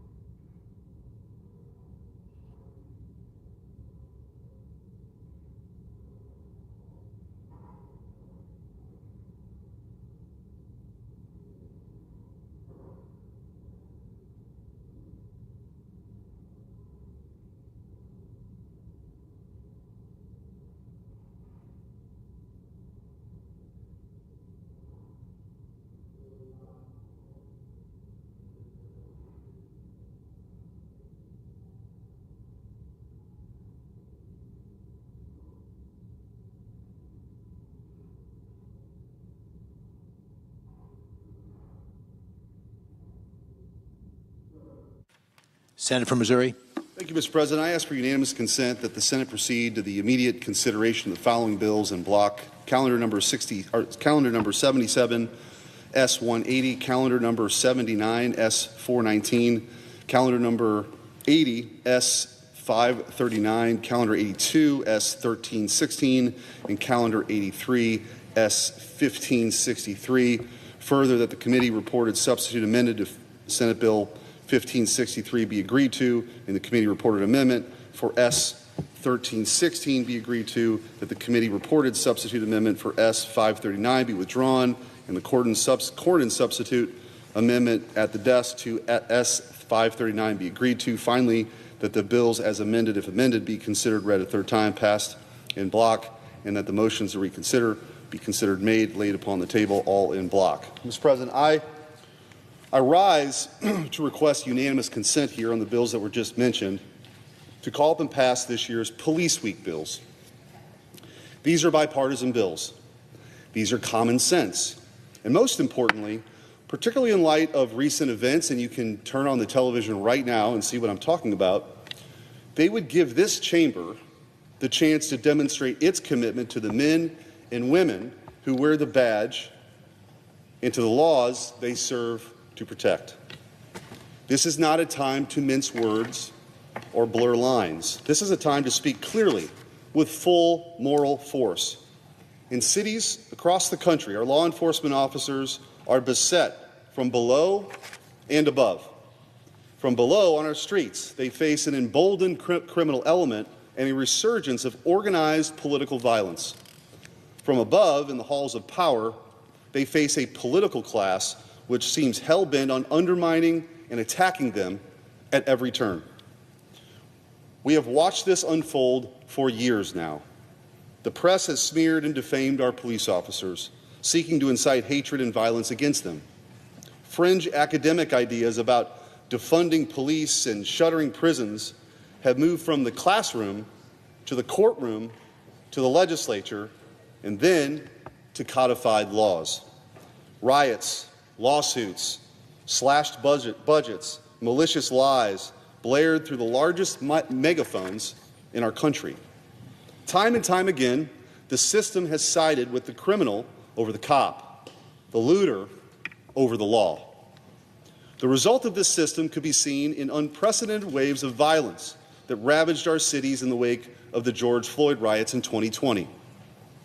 It can still be seen today on the streets of cities overtaken by Antifa. These are not rhetorical or theoretical concerns. We watched it happen in real time. It is not the product of social conditions or inequity or systematic this or that. It is the inevitable result of a civilization that's lost its moral nerve. A civilization that is too racked by guilt to punish its criminals, to enforce its laws, or to confront its enemies, even when those enemies are beating police officers and firebombing federal buildings right before our eyes. When a government loses the ability or the will to defend its own cities, its own institutions, its own people, then it ceases to be a government worthy of its name. The path back to justice is simple. It requires laws like the ones we are going to consider here today. It requires protecting the people who protect us, like the bill to equip first responders with protective gear against fentanyl exposure, keeping them safe from the very poisons they're trying to fight. It requires ensuring that our police officers are healthy in body and in spirit, like the bill to reauthorize critical mental health services for cops and their families. Every single year, more police officers die by suicide than die in the line of duty. This is profoundly a policy failure and one that is on us to fix. It requires hunting down the predators who seek to prey upon our kids from the darkest recesses of the internet, like the bill to reauthorize and modernize the Internet Crimes Against Children Task Force. This bill funds and enhances our ability to catch and convict the very worst kinds of criminals, those who target and abuse children. It requires building strong police departments with officers who know the neighborhoods and the people that they protect, like our bill to send local recruits to police academies if they agree to serve in the precincts in their own communities. And it requires wisdom and experience, like the bill to give state and local agencies the ability to rehire retired officers in civilian law enforcement roles. If you stand on the side of justice and our first responders, these votes should be simple and easy. With that, Mr. President, I'd ask we move forward. Is there objection to the unanimous consent request? Is there objection to the unanimous consent request? I'm going to reserve the right to object. Senator from New Jersey. I'm really grateful that this is one of the areas where we have a lot of bipartisan support, because this body, I would say unanimously, believes that we have to do more to help local law enforcement. I see it in my state. We have real challenges with recruitment, challenges with officers who are in incredibly stressful situations for their mental health, and even empowering officers to be able to do their job, which is a job that everyone wants our officers to do. I say this all the time. If you polled my city, which is majority minority city, majority African American city, and asked them, hey, do you want more police, less police, or the same amount of police? Undeniably, they would want more law enforcement. And when I talk to the law enforcement officers in not just my city, but up and down the state, they want more resources. It's why I have multiple bills to actually fund our police departments around our country, specifically in New Jersey, to empower them on everything from closing out murder investigations all the way to mental health. In fact, the legislation that's being brought forward, it's right, it's a bipartisan legislation. I am the co-sponsor of some of the bills that we have right now on the floor.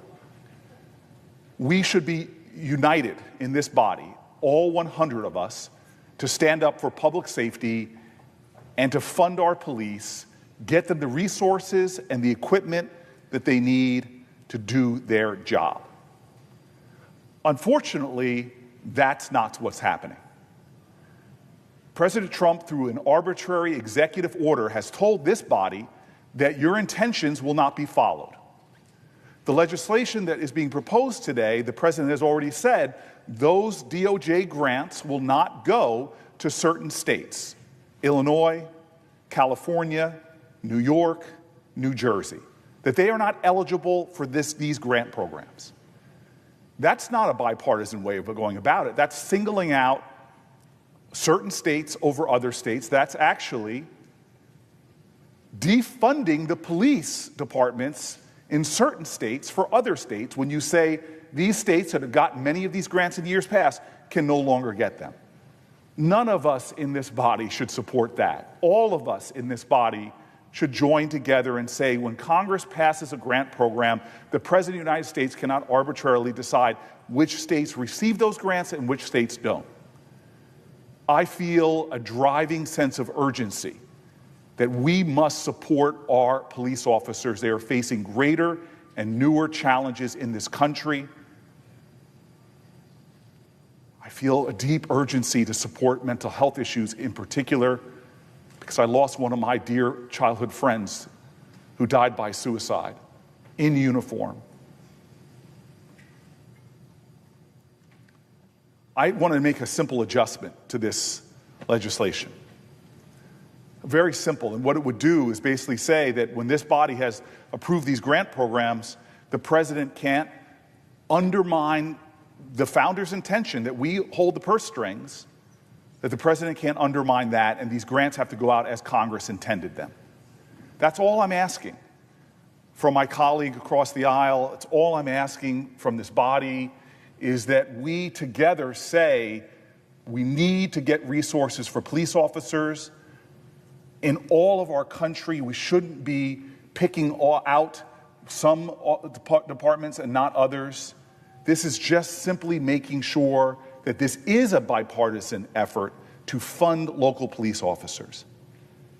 And so I ask my colleagues to pass these bills as I amend them, so that we can refocus on the urgent work of reopening the government and then providing all law enforcement agencies with the resources they need, ensuring every law enforcement agency has a fair opportunity to secure funding to support their work, to support the men and women, to support their sacred and noble duties. We should work in a bipartisan way. And so I ask that the consent be modified such that my amendments to S-180, S-419, S-539, S-1316, and S-1563, which are at the desk, also be agreed to with all the other provisions that my colleague is asking for remain intact so that we can fund all of police and stop our president's attempt to defund police departments in blue states. Is there objection to the modification? Mr. President. Senator from Missouri. Reserving the right to object. Mr. President, let's be clear about what this provision does for my friend from New Jersey. It's an attempt to throw a lifeline to these sanctuary cities that are openly defying the law. In order to receive federal grant dollars, you can't withhold information from federal law enforcement. That's what they're doing. That's what it means to be a sanctuary city. What you're saying is we're not going to work with ICE or any other federal agency because we want to protect illegal immigrants in our cities. That's what's happening. That's deeply unpopular with the American people. And that's why the president has taken his action to try to get these cities to come along and be part of the program with the rest of the country to say, we're all going to work together to keep our communities safe. This provision is a direct attempt to undermine the Trump administration to do that and their renewed enforcement of our immigration laws.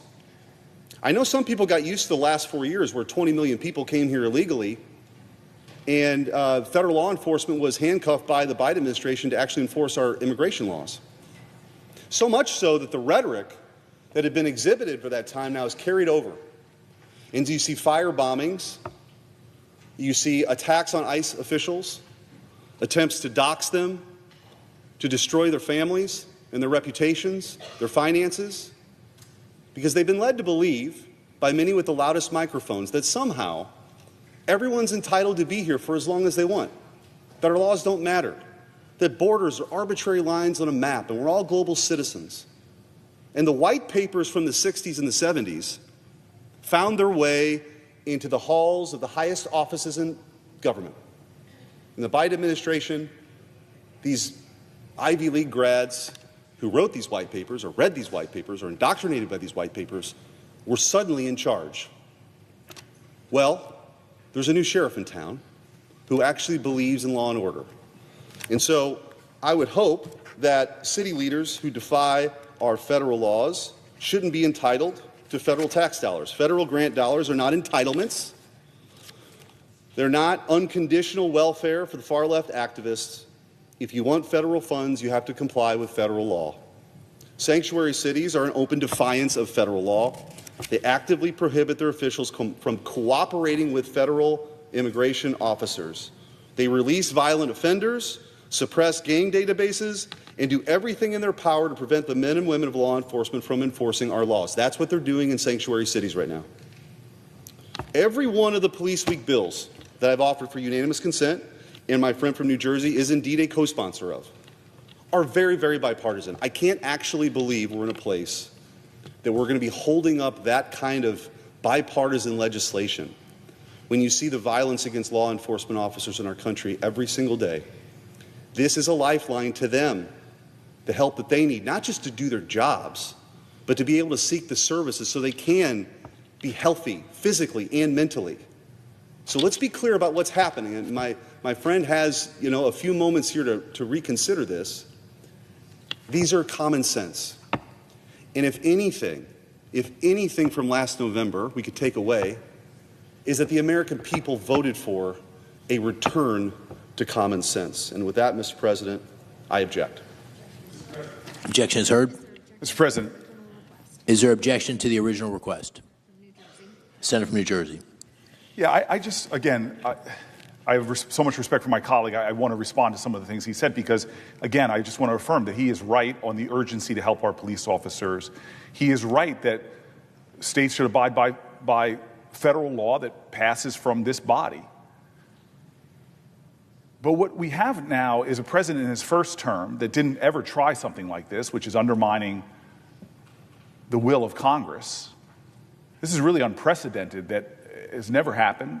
Republican president, Democratic president, including Donald Trump's first term, where he suddenly said, I'm going to turn off the spigot of support to local law enforcement agencies because I don't agree with your policies. I think that's a threat to the independence of our branch of government. I think that that is, in so many ways, violative of our shared values on both sides of the aisle. But let me go further than that. What the president is doing is saying, not only am I going to stop funding from going to the state of New Jersey, I'm going to go to red counties in New Jersey, red counties in California. I actually went out and talked to people, Republican legislators in states, Republican police officers, Republican union leader told me this as well, and says, this is ridiculous. So this is insane. That we would hold grants back from the entire state. He goes, I don't agree with Democrats' policies, but we're out here putting our lives on the line, and Republicans in Congress want to stop resources coming to our police departments? One of the union leaders said to me that my guys are out there sacrificing their lives, and we can't get help that both sides of the aisle agree on?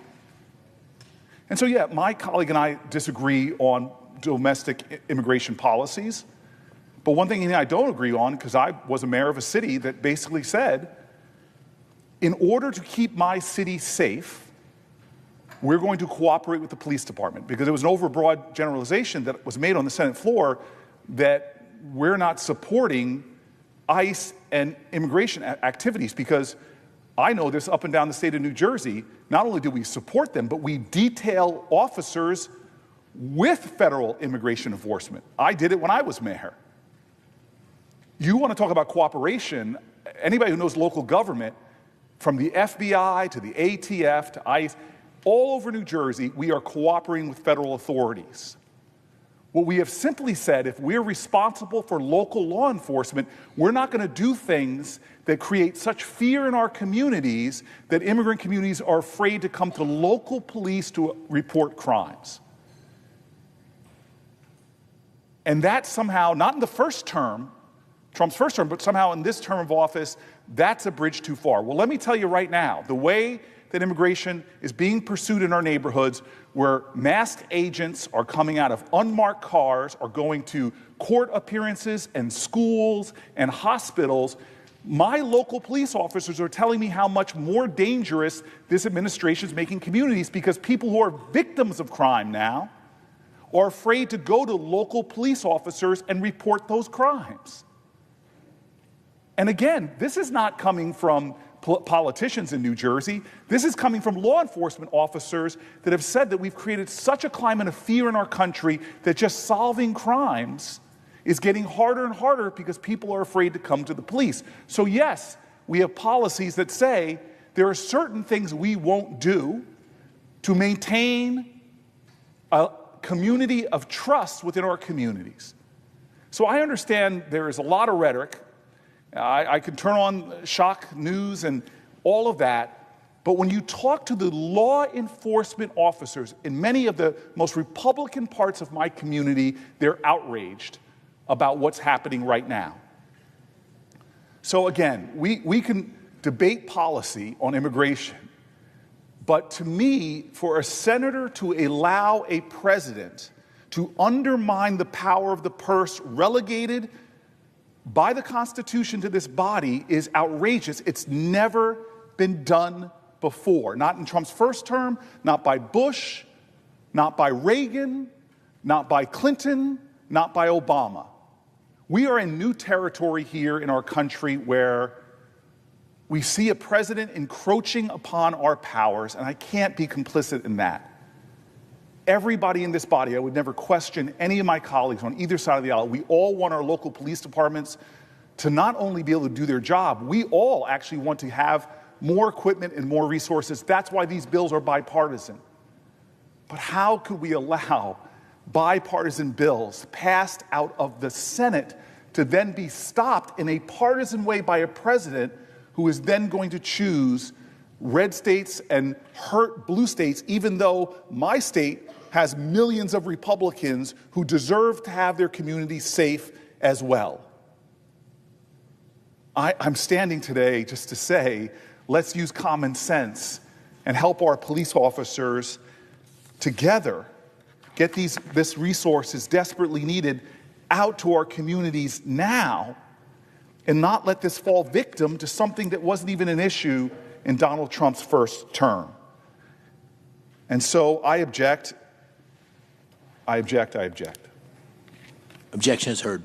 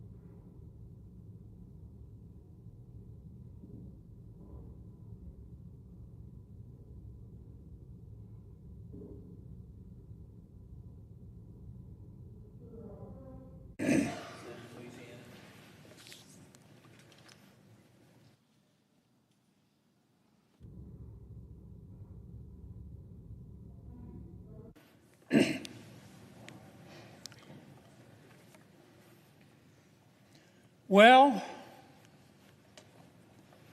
the shutdown melodrama continues. I love the smell of melodrama in the morning. It smells like the United States Senate. I said the other day that this shutdown is just further proof that human evolution is a slow process. This shutdown, what you're witnessing now, is just further proof of why it took human beings thousands of years to learn how to stand upright. This shutdown is bone deep, down to the marrow, stupid. Some shutdowns are based on policy. Some shutdowns are based on politics. Some shutdowns are based on a combination of both. This one is pure. It's pure as ivory snow. This shutdown is based on politics. Let me tell you what's going on. I believe in a two-party system, Mr. President. Why? Because two parties create competition. And competition makes all of us better. It does. The Democratic Party, the opposite of my party, the Republican Party, the Democratic Party is competing within itself right now. And there is a distinct wing of the Democratic Party that is winning that competition. If I wanted to use a pejorative expression, I would call it the loon wing of the party. The loon wing of the Democratic Party. Or you might call it the Bolshevik wing of the Democratic Party. I think a more accurate description is to call it the socialist wing of the Democratic Party. I think that's fair. Now, I'm not saying that all of my Democratic friends are socialists. But there is clearly a wing of the Democratic Party that can only be described accurately as the socialist wing of the party. And that party is in ascendancy. That party is in control. Now, my friend Senator Schumer is the leader of the Democrats in the United States Senate. And he, of course, has instructed his colleagues to vote to shut down government. And Senator Schumer has been criticized for that. And I understand. I don't agree with him. I think he made a mistake. But I don't think Senator Schumer is the leader of this effort. I don't. I think Senator Schumer, like many of his colleagues, would like to be loved by everybody in the party, and he would like to be loved by the socialist wing of his party. And I do think that's part of what is motivating this shutdown, and that's why I say it's all about politics. But I don't think Senator Schumer is the person in charge, because Senator Schumer is not the leader of the socialist wing of his party. Congresswoman Ocasio-Cortez is. She's running the show. It was no accident the other day the Congresswoman let it slip. She said, if you really want to negotiate at the end of this shutdown, come see me. Come see me.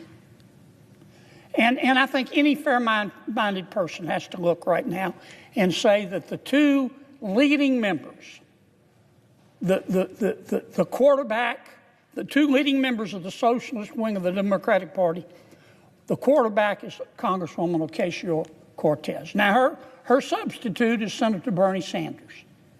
But I think it's the Congresswoman who's calling these shots. Now, Mr. President, I don't hate anybody. I've said that repeatedly, and I mean it. I like all of my colleagues. I look for grace wherever I can find it. When I say my prayers, I do, every single time. I ask God, don't let me hate, because it's hard sometimes. It's hard up here. But I do. I say, God, don't let me hate. And I certainly don't hate Congresswoman Ocasio-Cortez. I want to make that very clear. She has the right to her opinion. She has the right to try to have the socialists take over the Democratic Party. That's the American way. Ironically, I think what she's doing is anti-American, but she has the right as an American to do it, so I don't hate her. But I judge her by her policy. She has her opinion, and I have mine. And I have to judge her candidly by her policy. Here is what the socialist wing of the Democratic Party, led by Congresswoman Ocasio-Cortez, has said to the American people and to the United States Congress and the Republicans in Congress. If you Republicans don't agree to make the federal government $1.5 trillion, not million dollars, not billion dollars, $1.5 trillion bigger, we're going to shut government down. Well, of course we said no. I'm not going to vote for that. My mother didn't raise a fool. And as I've said before, if she did, it was one of my brothers. I'm never going to vote for that. Now, where do I come up with this figure of $1.5 trillion? Well, the first thing that the socialists and Congresswoman Ocasio-Cortez is asking us to do is to repeal the health care reforms in the One Big Beautiful Bill. We just passed them. We just passed them. Here it is, Subtitle B, Health in the One Big Beautiful Bill. Now, we didn't cut Medicaid in the One Big Beautiful Bill. In fact, under our bill, Medicaid is going to increase 2% a year over the next 10 years. Now, what we did by reforming Medicaid, which Congresswoman Ocasio-Cortez wants us to reverse, we cut out the waste and the fraud. For example, we found out that there are, no kidding, I'm not just making this up, we found out that there are 2.8 million people on Medicaid who are double dipping in America. They're either signing up for Medicaid in Louisiana and Mississippi, double dipping, or they're signing up for Medicaid in Louisiana and they're signing up for the Obamacare subsidies. That's called cheating. Our bill would put an end to that. and it would save about $140 billion on 10 years. The socialist wing of the Democratic Party and Congresswoman Ocasio-Cortez want us to reverse that. The second thing we did in our health care reforms in the One Big Beautiful Bill is to say you've got to stop lying when you apply for Medicaid. Under President Obama, we had virtually no eligibility checks. People could walk in and the Medicaid folks would say, how much do you make a year? And they could say $30,000 a year. And they'd say, okay, you qualify. Now, I trust people. I've said it before on this floor. I play cards with my friends all the time. They're friends. I cut the cards anyway. We have found, for example, just in Louisiana, we did a statistical sample of the people on Medicaid in Louisiana. Our auditors found 1,600 people on Medicaid making $100,000 a year or more. That's cheating. So our bill put an end to that.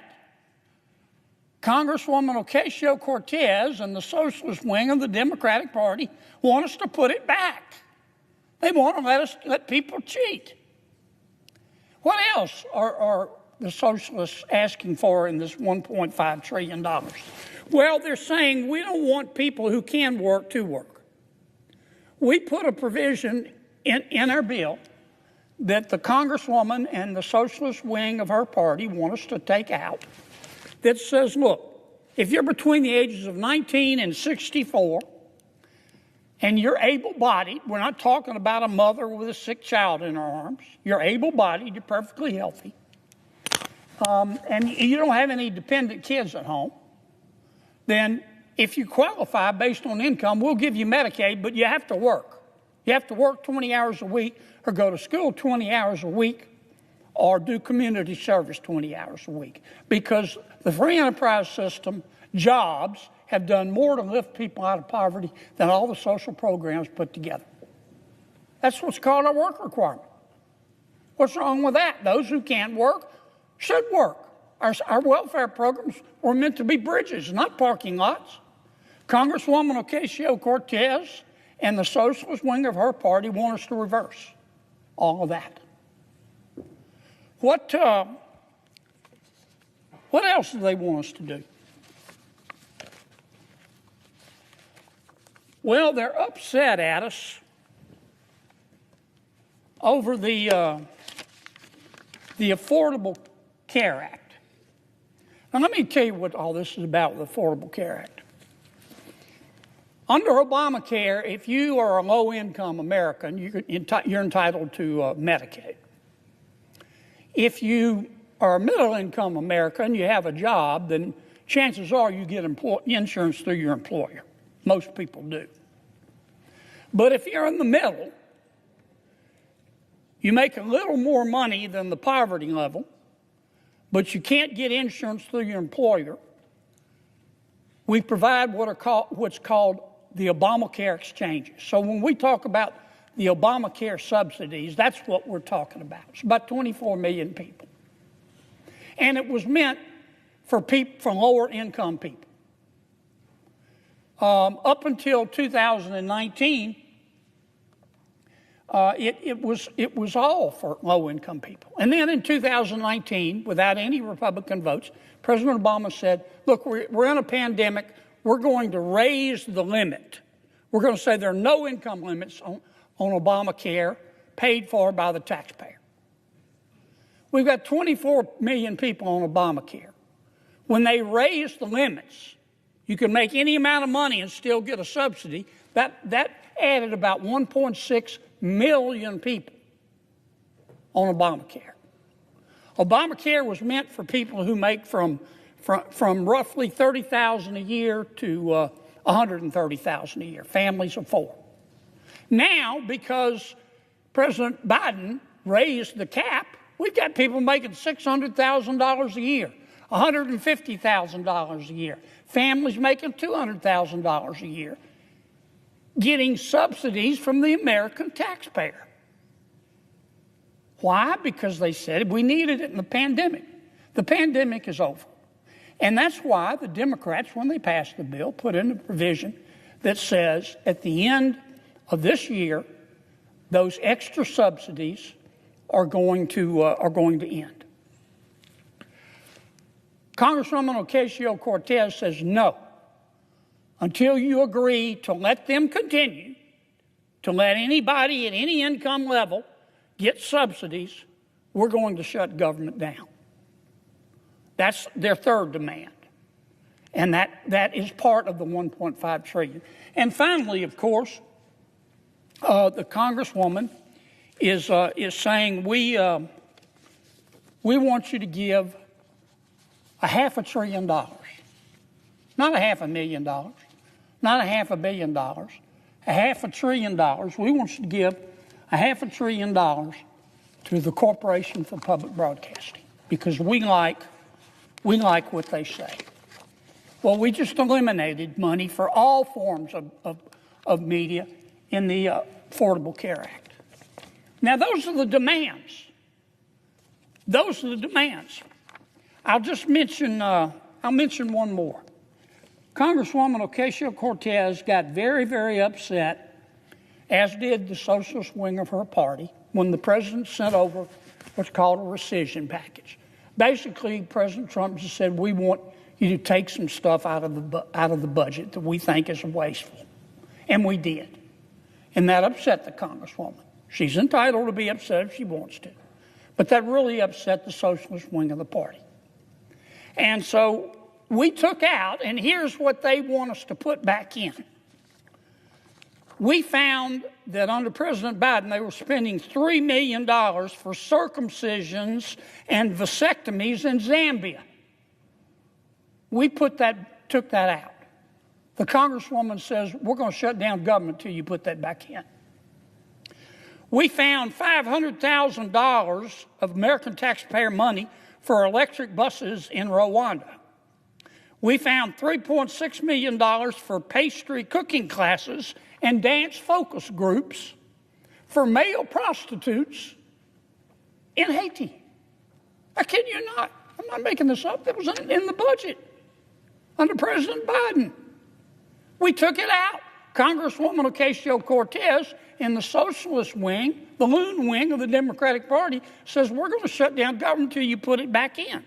I'll just read you a few more that we took out. They are demanding we put back in. $6 million for media organizations for the Palestinians. $833,000 for transgender people in Nepal. $300,000 for a pride parade in Lesotho. $882,000 for social media mentorship in Serbia. $4.2 million. We took it out. The Congresswoman and the socialist wing of their party says we've got to put that back in for the open government.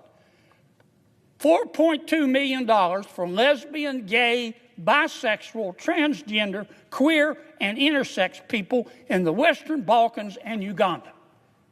I could spend the rest of the afternoon here. We took all that out. It upset Congresswoman Ocasio-Cortez. It upset the socialist wing of her party. And now that wing of her party and the Congresswoman are threatening all other Democrats and saying, you've got to shut that government down until we get what we want. And part of what they want is to add this kind of stuff back into the bill. And that's what this fight is all about. We're in the process of negotiating a budget with our Democratic friends. We ran out of time. The cutoff was midnight Tuesday night. That's when the clock struck midnight and the budget ran out. What we had asked for and what we're still asking for is to let's continue to negotiate, we meaning the Republicans and the Democrats, for 6 more weeks and try to agree on a budget. That's all we're asking. We're not asking for any additional appropriations, any conditions, any stipulations. All we're asking for is what we call a clean CR. All we're asking for is just further negotiate. And Congresswoman Ocasio-Cortez, who has done a stellar job in rising to the leadership of her party as a member of the socialist wing. They're about to elect a socialist mayor of New York. I think Mr. Mamdani's going to win. They have said to our request, let's just continue the status quo for 6 more weeks. They said, we'll give you 6 more weeks if you will give us $1.5 trillion. That's what they're demanding. And that's why we're shut down. Now, let me say it again, Mr. President. I don't hate anybody. This is America. I sure don't hate the Congresswoman. She is entitled to her opinion, but I'm entitled to mine. And she can criticize my policy positions, but I'm entitled to criticize hers. And I'm here to tell you, Mr. President, in front of God and country, based on her policy positions that she's demanding, based on her policy positions that she is demanding that I just outlined, $1.5 trillion of pure, unadulterated spending porn. Based on that demand, based on her policy positions, the American people are looking at her and saying, this person has single-handedly put an end to dumb blonde jokes. Because that is the craziest thing I've ever heard. Based on her policy positions, $1.5 trillion of this kind of spending porn, the American people are looking at the Congresswoman and saying, with respect, she must be bilingual. She must speak English and stupid. And that's why we're not agreeing to it. Now, I know every one of my Democratic colleagues, and I know more than half of them know better. They know what we're asking for is reasonable. I'm just asking them to meet us halfway. We're not asking for any additional provisions. They shouldn't ask for any additional provisions. And let us just open back up and continue to negotiate for 6 weeks. Don't be scared of the Congresswoman. Don't be scared of the socialist wing of your party. I suggest the absence of a quorum. So would you withhold that request? I will withhold that request, Mr. President, only because Tony asked me to. I'm supposed to read this, Tony? Yes, please. Okay, you've proofed it. I ask unanimous consent, Mr. President, that when the Senate completes its business today, it stand adjourned until 3:00 p.m. on Monday, October 6th. You check those dates, Tony? That following the prayer and pledge, the journal of proceedings be approved to date, the morning hour be deemed expired, the time for the 2 leaders be reserved for their use later in the day, morning business be closed, and the Senate resume consideration of Cal 115 S2296. Finally, that the cloture motions filed during Friday's session of the Senate ripen at 5:30 p.m. Without objection. If there is no further business to come before the Senate, Mr. President, I ask that it stand adjourned under the previous order. The Senate stands adjourned until 3 p.m. on Monday.